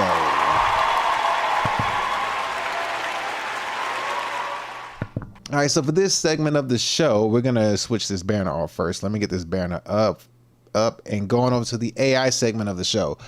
So we're going to go in and look at AI and if AI's company are basically in a cold war. But before we do, let's go ahead and get our future AI model to the front, please. She'll be cleaning my house real soon. Welcome to the AI segment of the show. Enjoy. Oh yes, we are going to enjoy that. Where am I at? There I am. So we are going to look at, see exactly what's going on with AI. And is AI a bubble? Is it a company war that's going on? Is there a potential Cold War that these companies have implemented? Did they start a fake Cold War? What is it? What exactly is going on with AI? Are these businesses really, is this AI really serious about what these businesses are doing? Or is it just a big bubble being inflated to overhype the technology, or is the technology the real deal, and is it really shaping the future? What's going on? We're going to take a look at a video where a gentleman is going to talk about AI, the companies that AI have started a fake Cold War, and we're going to see exactly what is going on and how things are going to be going on in the near future, and if it's actually beneficial or detrimental to how our future will be shaped. So without further ado, we're going to dive into this. And we're going to check out this video. So without much me talking, let's let him take it away. Here we go. It's happening again. In his farewell address, President Eisenhower warned us of the rise of the military-industrial complex. In Biden's farewell address, he warned us of the tech-industrial complex. And something super weird happened recently. Poll after poll shows the vast majority of Americans agree AI needs regulation. I mean, currently AI companies are regulated less than a taco cart, which is just insane. And yet, despite this, bizarrely, big tech almost successfully lobbied Congress to ban states from regulating AI entirely for 10 years. 10 years. So what on earth happened for 10 years to ban states? So this right here, big tech pushes for a 10-year ban on U.S. states regulating AI. Let me show you what this is real quick. Let me give you an understanding. I did a video on this already, and if you want to know the video and want to look at that deeper into it, it's called "What is a Technocracy?" But I'm going to show you exactly what this is, what he's referring to. So he's talking about the tech companies pushes for a 10-year ban on U.S. states regulating AI. Let me show you what this is. Let me show you this power that these companies are about to start having in the near future. And I think this is the direction that we're going to be going in at some point. So what happens here is this right here. So it's called a technocracy. Let's see, Wikipedia. Here we go. So here it is. Let me go ahead and pull this up for you to give you a very good understanding. Technocracy. Can you see it? You can now. Technocracy. You see the word. All right, I'm going to read this out to you so you can get an understanding. A technocracy is a model of governance wherein decision makers are chosen for office based on their technical experience and background. A technocracy differs from a traditional democracy in that individuals selected to a leadership role are chosen through a process that emphasizes their relevant skills and proven performance, as opposed to whether or not they fit majority interests of a popular vote. This system is sometimes presented as explicitly contrasting with representative democracy. The notion that elected representatives should be the primary decision makers in government, despite the fact that technocracy does not imply eliminating elected representatives. In a technocracy, decision makers rely on individuals and institutions possessing specialized knowledge and database evidence rather than the advisors with political affiliation or loyalty. There is that. So if you're wondering how these guys are able to have this kind of a power, it's because they're pushing towards a technocracy, in my humble opinion. I could be right, I could be wrong, but I think that's what this is that we're seeing. I think that's, if they're able to have this kind of power, that's the direction we're going in. From regulating AI entirely for 10 years. 10 years. So what on earth happened? How did they almost pull off something so wildly unpopular? Well, the answer may surprise you. First of all, they're spending a fortune in dark money lobbying, but that's obvious. The AI industry has more lobbyists in Washington and Brussels than the fossil fuel industry and the tobacco industry combined. Zuckerberg alone is outspending all of civil society 10 to 1. And what narrative are they pushing with all that money? Fear of China, an AI arms race. But why? Well, it's an old trick to manipulate public opinion. Fear sells. Throughout the Cold War, the military-industrial complex spent a fortune pushing the false narrative that the Soviets were far more advanced than they actually were, which ensured the money from Congress kept flowing. It was called the missile and the bomber gap. They lied and lied and lied again to get bigger and bigger defense contracts. Now, obviously there's some amount of competition between the US and China, but big tech is lying and exaggerating like crazy to terrify Congress into giving them whatever they want. And what they want is fat government contracts and zero democratic oversight. Now it seems like not a day goes by without another big AI company. Did you hear that? Did you hear what they said? Let's run that by one more time. Whatever they want. And what they want is fat government contracts and zero democratic oversight. Fat government contracts and zero democrat oversight. Right here. Right here. This is what I'm explaining to you. Technocracy is a model of governance where decision makers are chosen for office based on their technical experiences and backgrounds. This is what we're looking at. This is it. It's not eliminating elected representatives.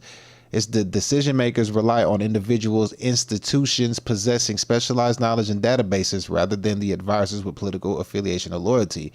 They're basically just paying, they're playing a game, and the name of the game is called Big Bank Take Lil Bank. That's what that's called. They like, look, we got the money, so politely, without being too rude, shut up, bitch, and just kind of like, you know, you don't know what you're doing here. You know, we've been running this kind of system for a while. You know, you and your buddies, you know, you've been running the good old boy campaign for all these years. We've seen how you guys do things, but you know, things is changing around here. You know what I mean? Like stuff ain't what it used to be. We ain't. People are moving away from the old. We all know what y'all do.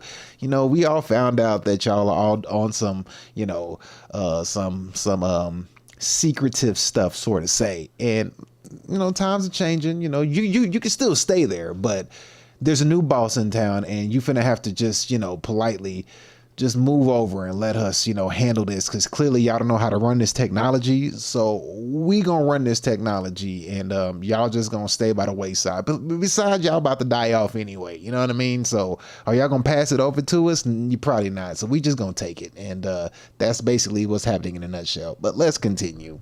Now it seems like not a day goes by without another big AI company announcing a giant contract with the Department of Defense. But are we actually in a race? Let's go back in time.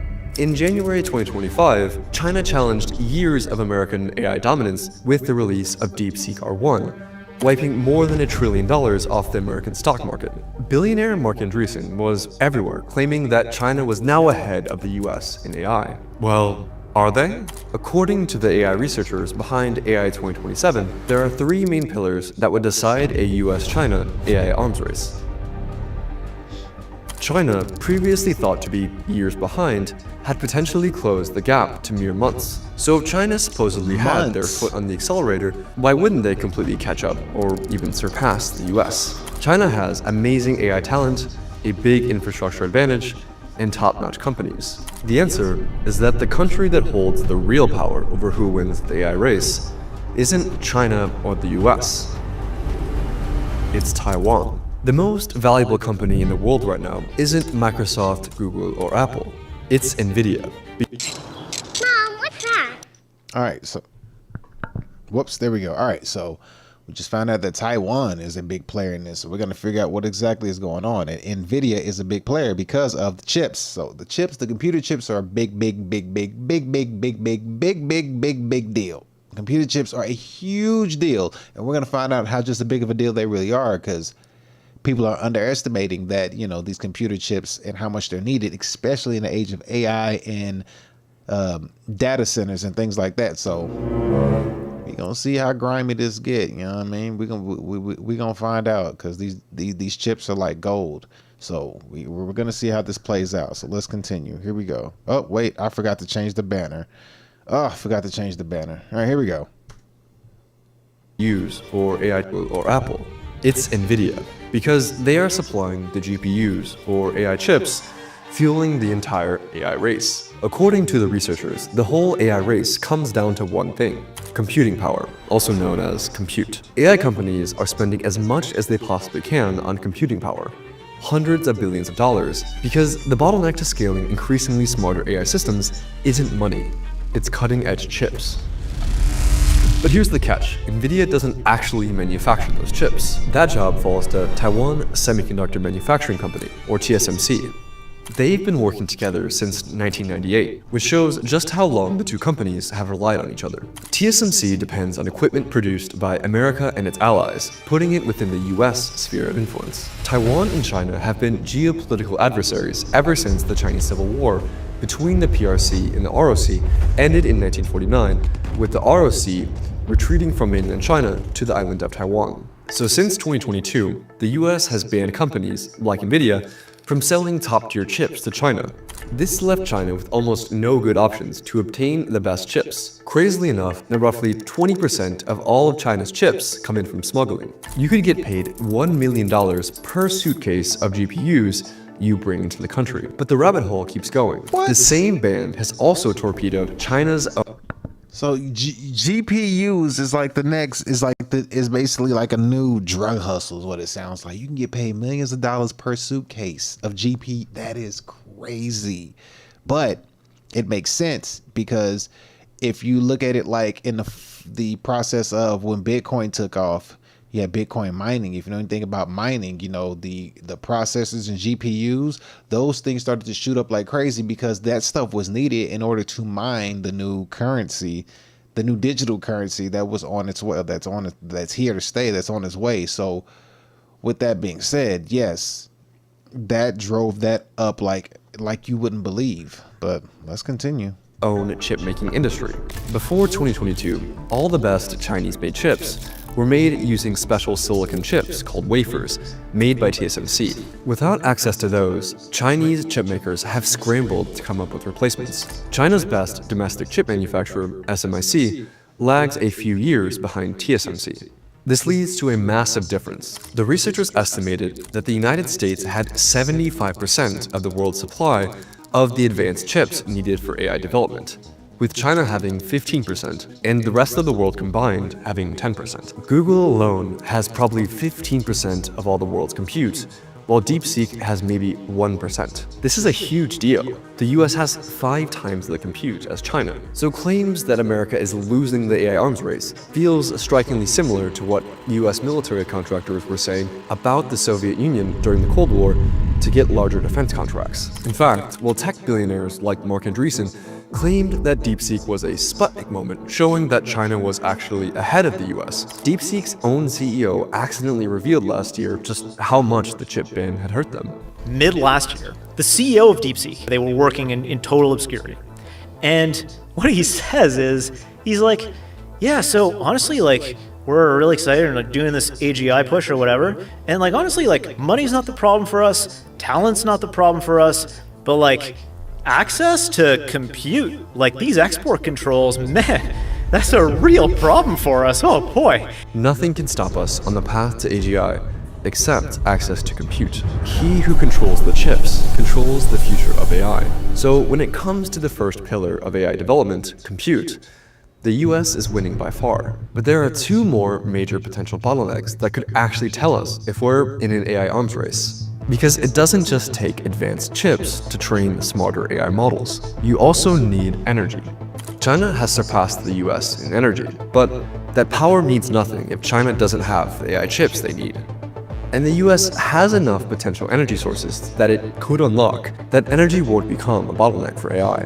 Besides the new solar installations and revived nuclear reactors, for the last decade, US gas power plants have only been running at around half of their total capacity, meaning that the US can grow energy production even without building new plants. Energy, while critical, won't be the bottleneck that slows the US down enough for China to catch up. Okay, so what about people? China has 4 times as many people as the US and twice as many STEM PhDs, but the US gets to draw in the sharpest minds from the rest of the world. Take OpenAI founder Ilya Sutskever, who was born in Russia, or Google DeepMind founder Demis Hassabis, who was born in London. The talent battle isn't USA versus China, it's China versus the rest of the world. But even if China had more talent, it wouldn't matter. Because the specific goals of the AI companies is to create an intelligence explosion scenario by having AIs themselves do AI research. This would increase the total amount of talent on both sides by for comfort. Oh, that's crazy. Whoops, didn't mean to do that. Okay, so we're seeing that the talent is not the issue, but I guess once the talent gets automated, then that's when the game changes and it's going to move at a rapid pace. So we're going to see how fast that pace goes. Where is there it is. All right, here we go. Let's continue. Or 100 times. NVIDIA's CEO thinks that the company will have 100 million AI workers in the next few years. AIs will recruit other AIs to solve problems. Right. AIs will be in, Slack channels with each other. As AI workers increasingly contribute to research and to algorithmic advances, talent ceases to become a bottleneck. The only remaining bottleneck is compute, and there the US is already crushing China, with the US having 5 times as much compute. And the US would pull even further ahead after closing the few remaining loopholes that China has been using to circumvent the chip ban. So if the US already controls the chips, the talent, and has the energy it needs, why the panic? Why are senators pounding the table warning that we can't afford to lose the AI race? It's simple. Big tech is pouring millions into lobbying Congress to spread the narrative that China is sprinting ahead and that even the tiniest amount of regulation would hand China the race. But in reality, China's AI industry is the most regulated in the entire world. In fact, even Xi Jinping himself says he doesn't want an AI arms race, saying that China should abandon uninhibited growth that comes at the cost of sacrificing safety. I'm gonna have to call BS on that one because they live in a, what is it called, surveillance state. Like they already are, they already have the real ID stuff going on, where you jaywalk and you'll see your picture on a billboard or something. Like safety, like what are you sacrificing safety from? I'm gonna call a lie on that. I don't think he's telling the truth. Like, no, that's a lie. You just try not to seem like you're competing when you are. You ain't slick. Like, no, not at all. Like, you want, like, why is it that you guys both raced to the top and everybody thought that the scale was like this, but in reality, when you see how far behind China is with AI with the US, it turned out it was only a few months behind. Now, all of a sudden, you're sitting here saying like, oh no, I'm not trying to race. Like, bro, you lying. Straight up lying. Let that sink in. So if the idea of an AI race is so unpopular, both in the Chinese leadership and among the American public, who are the people arguing that we need a race to beat China? Andreessen Horowitz, or A16Z, is a venture capital firm with $42 billion in assets and is deeply invested in AI. Shockingly, they don't want regulation on AI, and what better way to sell American lawmakers on the need to go fast than convincing everyone that the US is in a new global arms race. Andreessen Horowitz is a backer of the American Innovators Network, which has plans to spend hundreds of thousands of dollars on opposing a New York State AI safety bill. The opposition is spreading outright lies, like the bill would kill all of New York's AI startups, when in reality the regulation would only apply to big tech companies spending over $100 million on training frontier models. This is the classic playbook. But who else is trying to sell US lawmakers on the idea of an AI race? The tech company CEOs themselves. The biggest fearmonger in the space is Zuckerberg. The playbook is simple. Big Tobacco used it to cast doubt that smoking was actually bad for you. Big Oil uses the same playbook to cast doubt. I mean, well, smoking is bad for you. I don't see how that was a lie. On climate change. There's a fantastic book on the topic called Merchants of Doubt that I highly recommend. Except in AI, it's more like they are merchants of fear. For example, Zuckerberg has pumped at least $40 million, that we know of, into a front group called American Edge. American Edge spent millions of dollars blasting out Facebook ads to millions of people, declaring that banning states from regulating AI will protect American innovation and jobs. But these AI companies' explicit goal is to use AI to replace all human labor, which, yeah, might have an effect on jobs. Yeah, okay, big shocker that this is what Zuckerberg is up to. But it's not just him. We must continue to run faster. This is a race. That woman is Lisa Su, AMD's CEO, NVIDIA's biggest competitor at selling AI chips. Right next to her is OpenAI CEO, Sam Altman, who wants Congress to ensure that AI has very loose and permissive regulations. Industry monopolists, whenever journalists or senators ask him what specific regulation he would like, he dodges the question. And an extremely light touch AI safety bill was passed in both chambers in California with an overwhelming majority of support from civil society, but vetoed by Governor Gavin Newsom. Big AI companies heavily lobbied against the bill. And who does Newsom have deep donor ties to? You guessed it. And the stakes here aren't just escalation toward World War III, but potentially much worse. These companies and VCs have the explicit goal of creating artificial superintelligence, an AI system that could outperform humans at everything. But according to the godfathers of AI, and the company CEOs themselves, if we create this superintelligence as quickly as possible, without spending the time to make sure it's safe, the results could be literal human extinction. And the bad case, and I think this is important to say, is lights out for all of us. And the risk of this is frighteningly high. Geoffrey Hinton, who's a Nobel laureate, thinks that the odds of humanity going extinct is a coin flip. We have to face the possibility that unless we do something soon, we're near the end. Even the CEO of Google himself said that the odds of extinction from AI are actually pretty high. Sit with that for a moment. He told Lex Friedman. He argued that the higher it gets, the more likely that humanity will rally to prevent catastrophe. I'm optimistic on the doom scenarios, but the underlying risk is actually pretty high. This dude is literally saying, like, I know civilization could end, and the risk of it is pretty high, but the higher it gets, the more likely that humanity will rally to prevent the catastrophe. Okay, so you got some foresight to know that, oh, we're gonna get closer to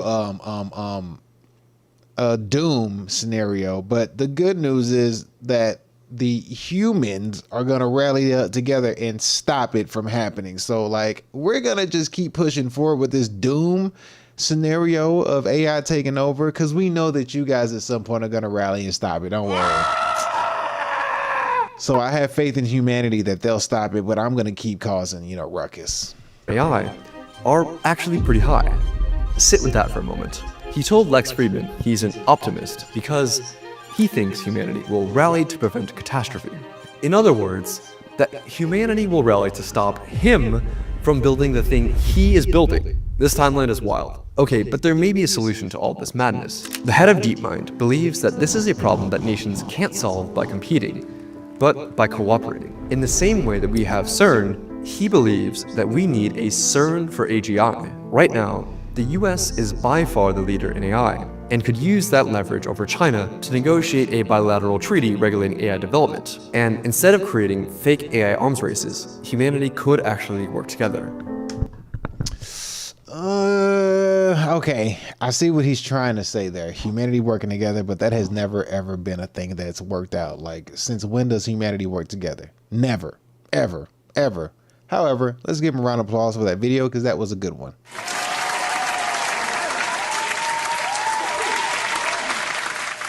Like, no, humanity's not going to work together. Humanity's always going to be divided, for sure. That's what's going to happen. Humanity's going to remain divided and always be competitive with one another. That's just how it is. You know, countries are racing against countries. One country sees a way to have a competitive edge or advantage over another one, especially when one country has been remaining in power for so long. Now that somebody has the power to take over, they're going to do what they're going to do. And it's going to be a dog-eat-dog world. It's just going to be like this. FYM.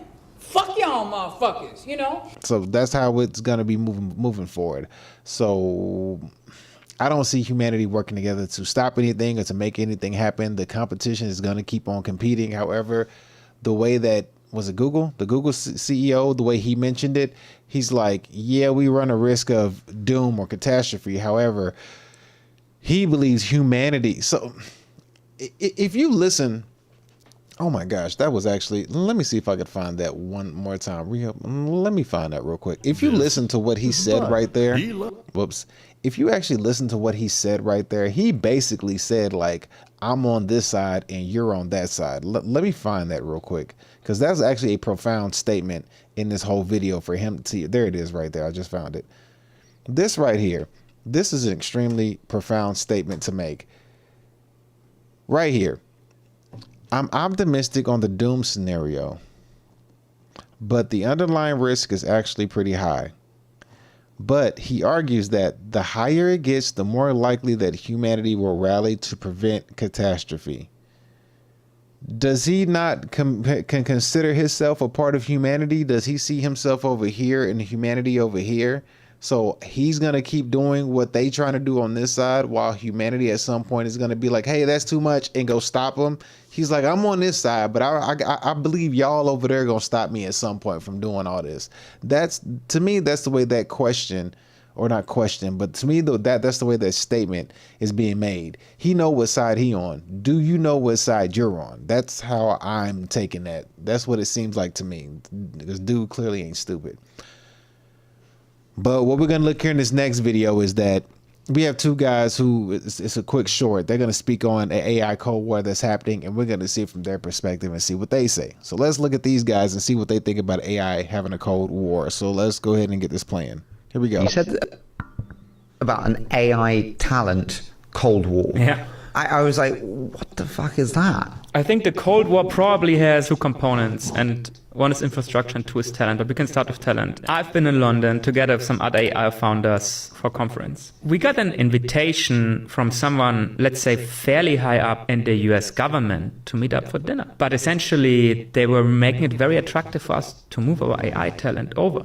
But the next day, there was a similar event from someone from the British government. 2 weeks ago, there was a conference in Berlin, and same, UAE and Saudi Arabia. So people are really fighting for this talent. They've understood how vital it is. They want you to build your AI teams in their country? Yes, and relocate there. Do they offer anything in return? Yeah, like, what is their sell? So it depends. What you obviously always get is kind of like golden visa and this kind of support. Like the most extreme offers that you get is like government is going to pay salaries for 3 to 5 years for your top AI talent. Like, they're gonna do that.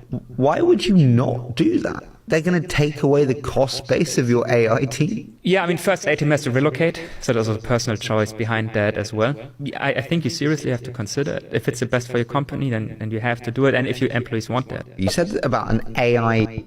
So to me, with that being said, it sounds like to me, if there's a race for an AI talent Cold War and they want to get the best talents and they want you over to their country because they feel like you're one of the good talents that they could use for what it is that they're trying to do in the future, if countries are willing to bring you over there on a talent-based contract or whatever, number one, keep this in mind, they can put you in a trap. Remember what a trap was? A trap was a training, what was it? TRAPS, training repayment agreement provision, right? Where basically if they're going to train you to work for the company, you're going to be in their care. You can't leave the company until you pay back for the training that they did for you. Now, unless you already got the training, that's a different story, but that could be something they could put on you as a trap.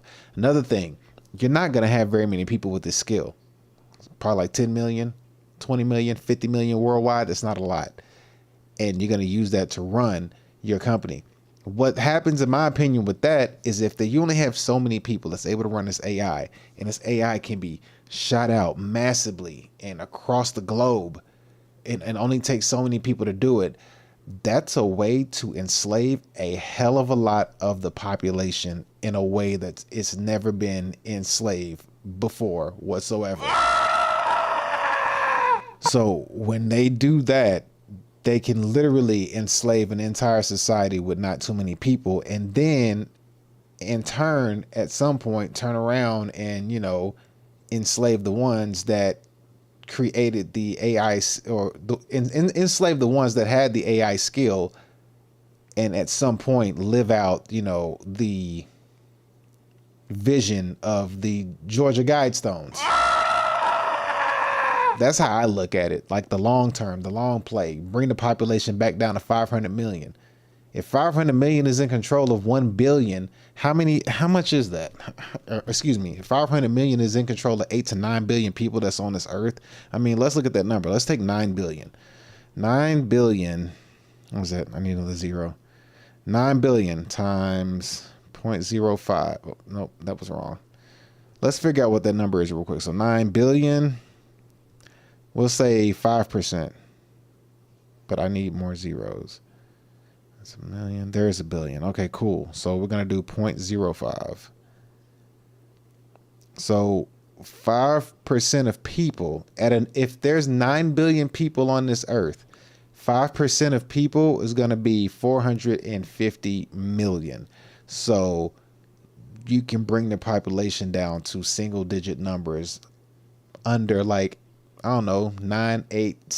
8% of people. You can bring it down to 9, 8, 7% of people if you're able to have this model of the top talent utilizing AI to enslave the rest of the people. So then your utopia will be for the top, your utopia of your existence that you're trying to create via the Georgia Guidestones will be for the top 6, 7, 8, 9% of people. So yeah, there's that. So I got one last video, then we'll be done with the show. This last video I have right now, we have this guy who's going to talk about the new AI Cold War as well. He goes into a pretty good depth and detail. It's like a 10-minute video. I'm gonna let him kind of go for a good minute.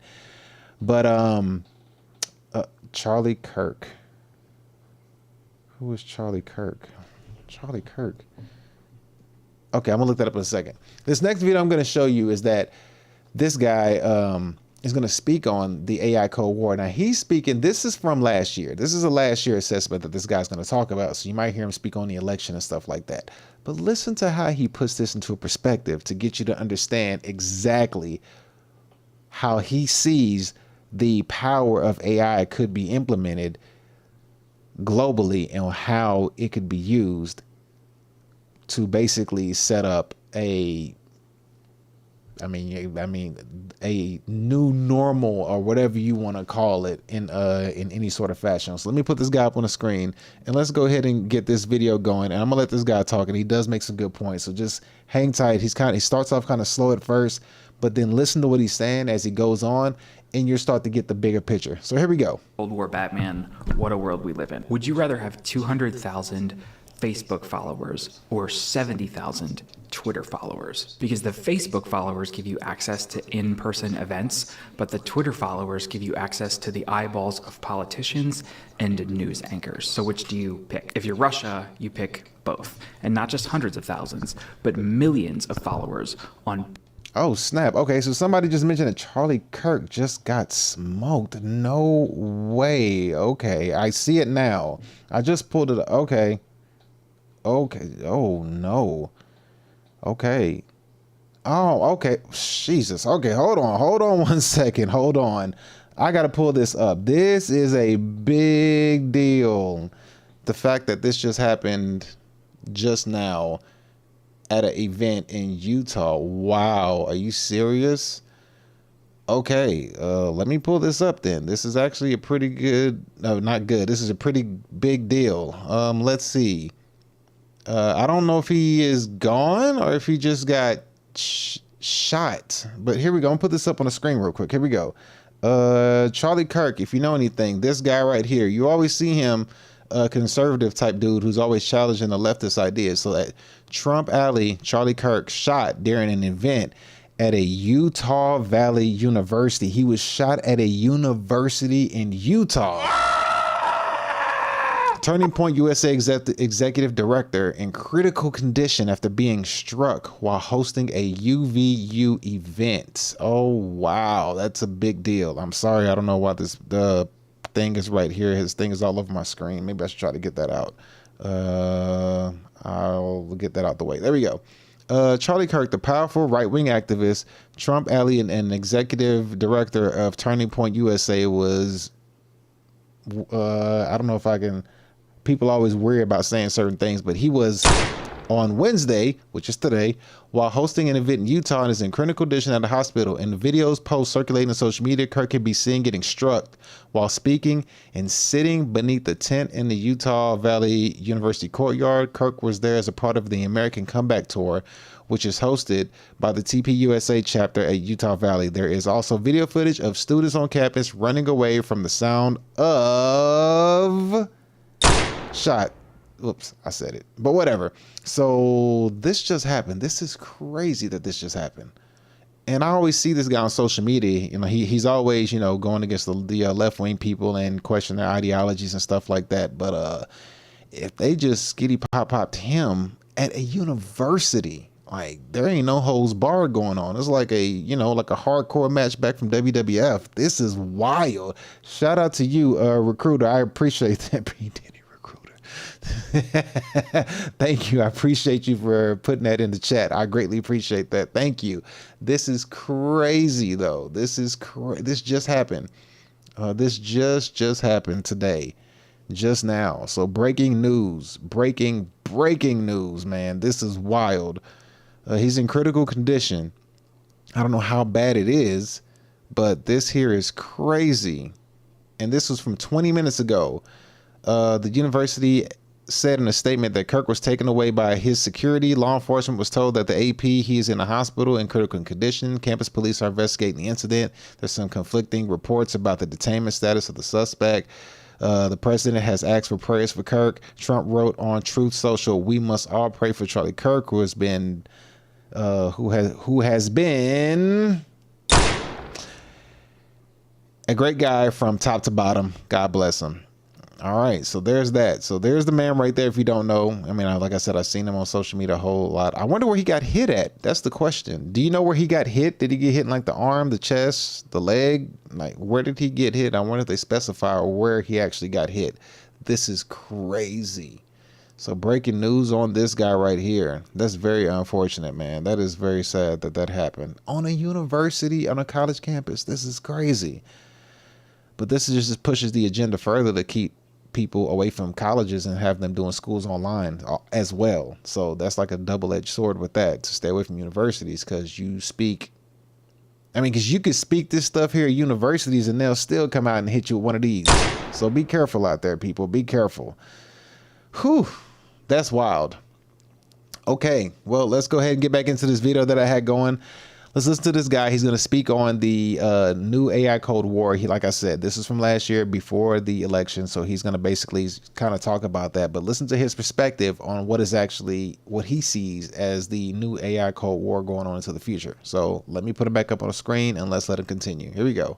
On both platforms, held in place by an army of disinformation bots, firing off semi-automatic weapons of misinformation warfare. For example, access to the eye because the early evolution of the Cold War Batman, what a world we live in. Would you rather have 200,000 Facebook followers or 70,000 Twitter followers? Because the Facebook followers give you access to in-person events, but the Twitter followers give you access to the eyeballs of politicians and news anchors. So which do you pick? If you're Russia, you pick both. And not just hundreds of thousands, but millions of followers on both platforms, held in place by an army of disinformation bots, firing off semi-automatic weapons of misinformation warfare. For example, Facebook 2016, Russian actors, Russian digital soldiers, Russian invaders, we don't have the right word for these, organized in-person Trump rallies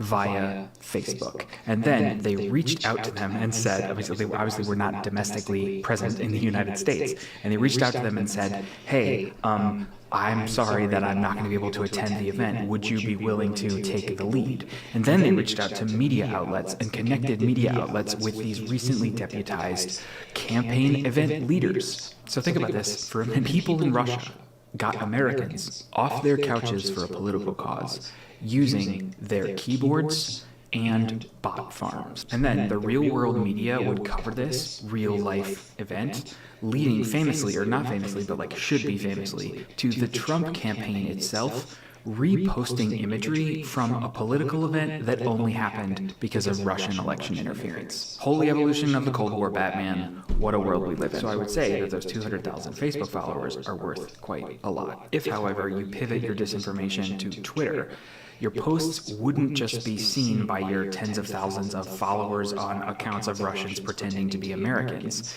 They would also be retweeted by Russia's army of 50,000 Twitter bots, retweeted en masse. And just like the real Facebook accounts led to real life events, these fake posts being reposted by fake accounts led to real engagement from real humans, which in turn led to famously, not famously, but should be famously, Sean Hannity, Michael Flynn, Trump Republicans reposting disinformation from Russian political actors who were trying to get Trump elected. Real-life Republican politicians and real-life Republican news anchors legitimizing the disinformation of Russia in the public eyes of Americans. By the numbers, 50,000 bots tweeted 1 million times in the 10 weeks leading up to the 2016 election. That is 100,000 posts a week.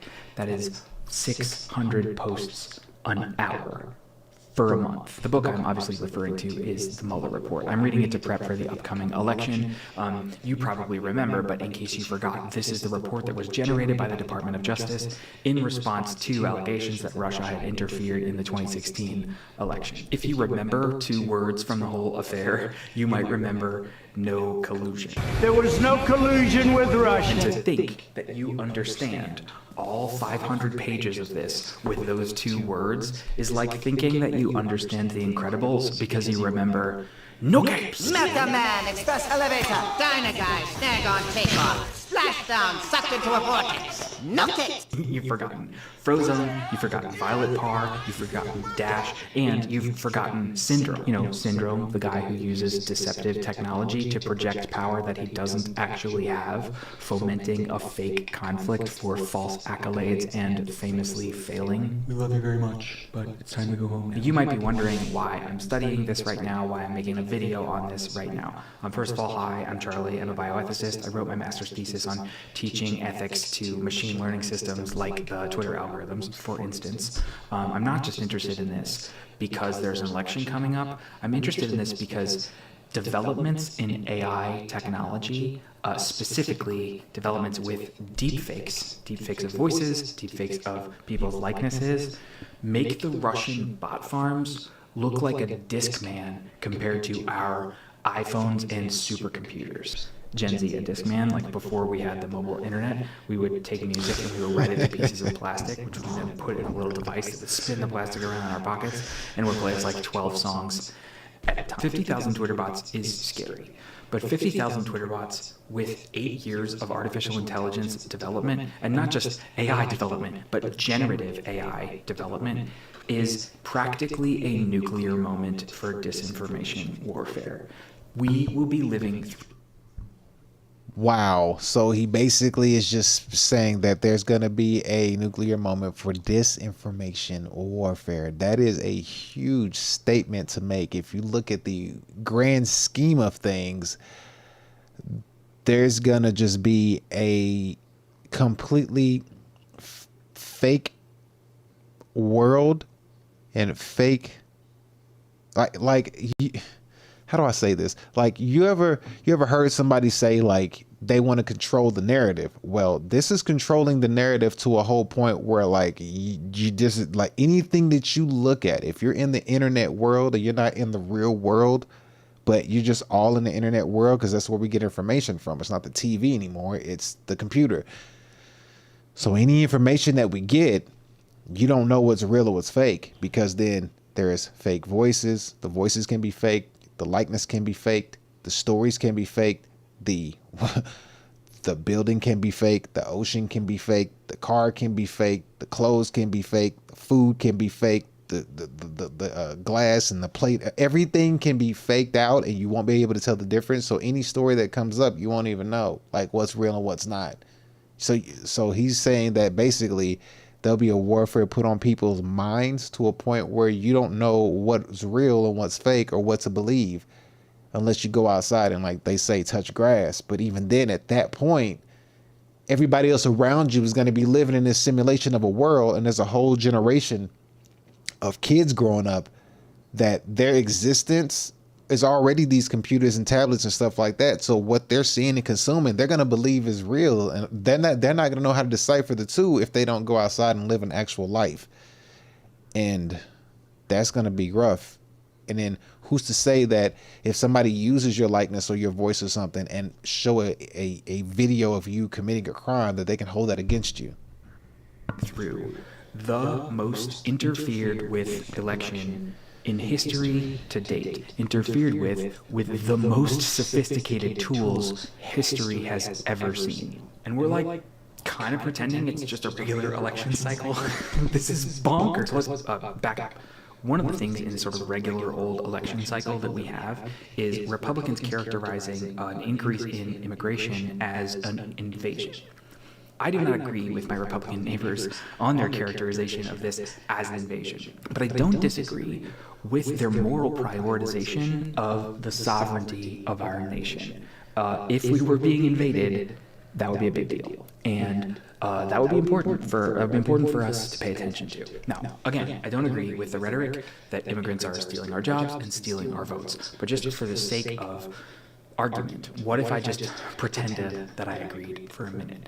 If I did, suppose non-citizens were taking American jobs and non-citizens were taking American votes, the maximum theoretical impact that they could have on society would be one vote at a time and one job at a time. An AI-enhanced disinformation bot is capable of much more damage than that.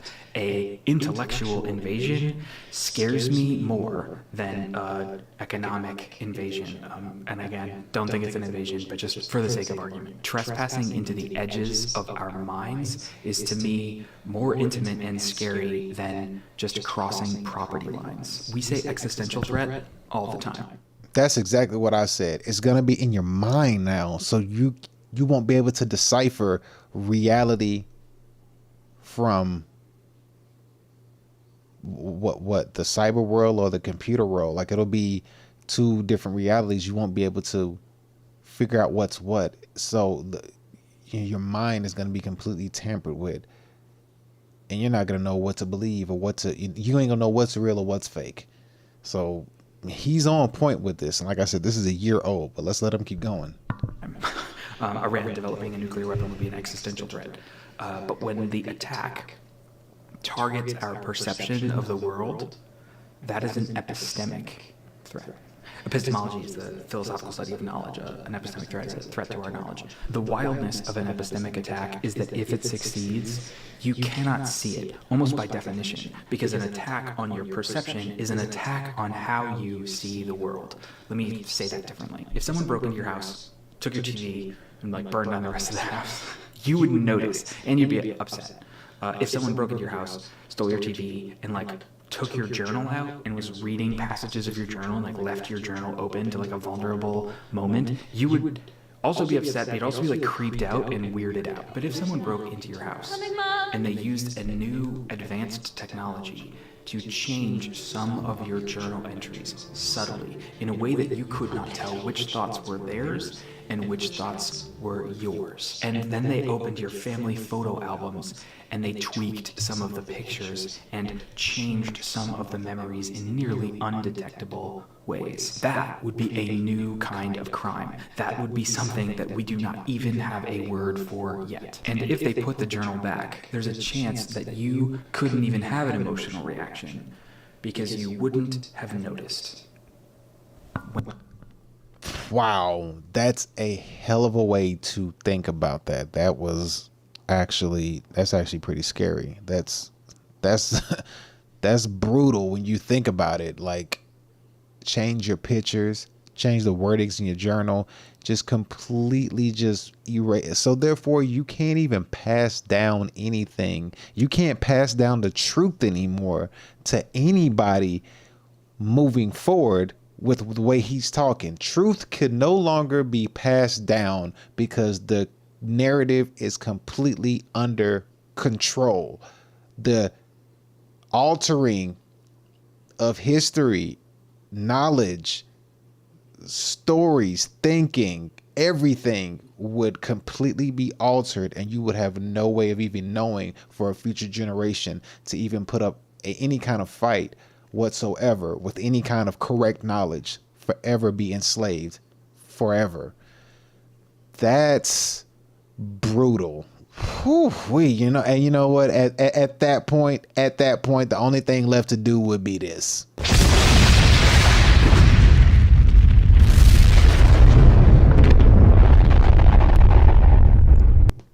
Sorry, that was kind of loud.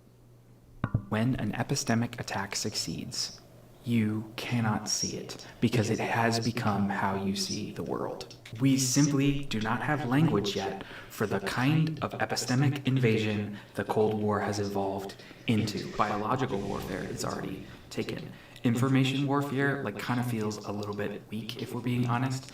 These feel more like psychotechnical weapons in a neurological invasion, psychological warfare's nuclear moment, brought to you not by splitting the atom, but by splitting society in two. I mean, that's like the definition of the Matrix. The Matrix was split in two. There was a left and a right. There was no in between. You were either in the Matrix or out. And if you were out, they were trying to get out to you and end you. So, boy, he's almost done. Let's finish this up. Lives. 9/11 was an attack on American lives, and we united together after. 2016 was an attack on American minds, and we didn't unite after because the attack worked. He said 2016. From 2016 until the end of the presidential campaign, almost all the U.S. rallies organized by the ROA focused on this U.S. election, often promoting the Trump campaign and opposing the Clinton campaign. Pro-Trump rallies included 3 in New York, a series of pro-Trump rallies in Florida in August 2016, and a series of pro-Trump rallies in October 2016 in Pennsylvania. The Florida rallies drew the attention of the Trump campaign, which I can't really read that. Okay, I'm trying to figure out what happened in 2016, exactly what he means. I have many more thoughts, but we're going to leave it there for now. This video is an arm, a branch of a mind map juxtaposing Edward Snowden with Robert Mueller and comparing America's reactions to 9/11 and January 6th. We're focused on the Mueller report in this video. The Snowden video is already up as the one before this. The full, fat, long form YouTube video is going to be up as soon as it's ready. We're developing it in pieces. Here's a little glimpse of the mind map. Patreon supporters will get access to the mind maps as I'm interrupting them. Okay, cool. All right, so let's go ahead and give that man a round of applause for that video, because that was highly, highly informative. Can you hear me? Am I able to be heard?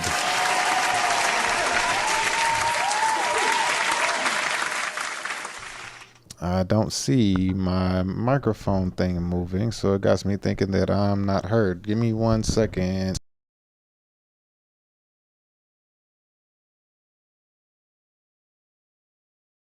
Still don't see. Oh, there it is. Okay, there's my microphone thing. I was tripping. I was looking at the wrong thing.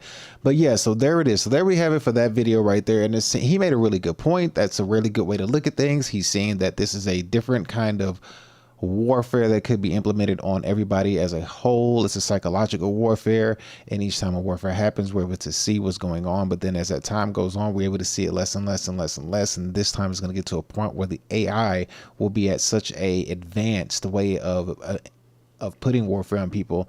People are not going to know that they're even at war. People haven't realized they've been at war this entire time for the past like 50 to 100 years. So on this situation, like I said earlier, this is going to completely alter anything that the future generations can have to shield themselves, protect themselves, or any form of truth that they may want to have. Because one thing that I've noticed big time is that the concept of marriage. When you listen to marriage or two people getting together, what people say nowadays is partnership. People are like, partner, I want a partner, and I want partnership, and a partner, my partner. But in reality, the Bible or anything religious text does not speak on a partnership between a man and a woman. It's a relationship. It's a connection. It's not a partnership. A partnership is a transaction. It's a business transaction. But now everybody speaks on partnership and have replaced the word relationship with partnership. And they don't even know. They don't even realize the difference because they don't read. And when they do read, and when you do look into it, it's already been altered. It's already been altered. It's already been turned. It's already been changed. And it's trained your mind to believe that the word partner is the correct way that a man and a woman is supposed to coexist in one union, when our reality is supposed to be relationship. So now a man-made partnership has been changed out of a covetous relationship that one is supposed to have via connection. But I digress. With that being said, man, I got to get up out of here, man. Thank y'all for tuning into today's show. We'll be back tomorrow for another DLA Fitness live stream show. Thank y'all so much. I appreciate it. We'll catch y'all later. We'll see you later. Love you. Peace. And enjoy this sexy Latino on the way out. Follow D. Elliott Fitness for the kind of workouts you'll never forget.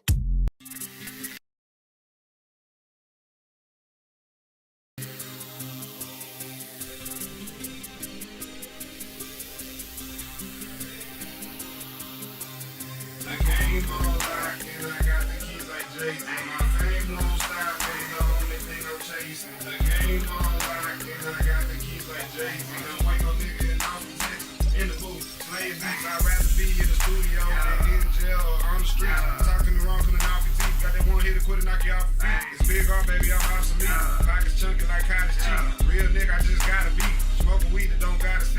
Used to be a hustler prodigy. I love when people say they proud of me. I'm eating good, smoking broccoli. Taking over blocks like Monopoly. Only fuck the ones that's my policy.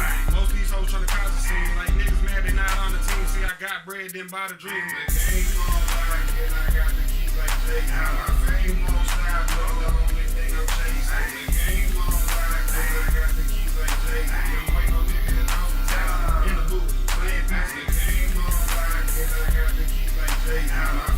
won't stop, but the only thing I'm chasing. The game on lock, and I got the keys like Jay-Z. Don't wait no nigga and I'm in the booth, playing basketball, counting cash and smoking green. Can me blow a cloud like a smoke machine. The bitch on my dick, she got no sting. Bum the BS, yeah, I know it's thing. I plug your bitch like a 6-string. Jordan with the bitches got 6 rings. Smoke till my bitch split screen. The press with pain pills and sipping lane. Riding dirty, but I'm extra clean. Lyrics nice, but I'm extra mean.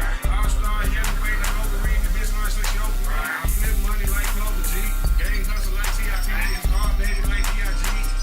like KRT. The game on lock, and I got the key like Jay-Z. My fame won't stop, but the only thing I'm chasing. The game on lock, and I got the key like Jay-Z. Don't wake up nigga in Austin, Texas. In the booth, playing beats. The game on lock, and I got the key like Jay-Z. My fame won't stop, but the only thing I'm chasing. The game on lock, and I got the key like Jay-Z. Don't wake up nigga in Austin, Texas. In the booth, playing beats. In the beats like RP, no hard shit where your artery. Cutting up, who sharpens me? Rolling up accordingly. Pulling hoes, no sorcery. Rapping like y'all forcing me. If I ain't right, then it's forgery. Nigga selling to the rock like a Florida beat. Lyrical monster on the Lord of Beats. Text nigga, my bitch Georgia Peach. Pimp tight nigga, I do more than cheat. Cold like D-Wade, I ignore the heat. Bitch, I'm on way, hit the short for reach. Money jumping like the nigga on my sneaks. Cause the bad James get me on the beat. Bitch, I'm always winning like what's the feed? The game on lock, and I got the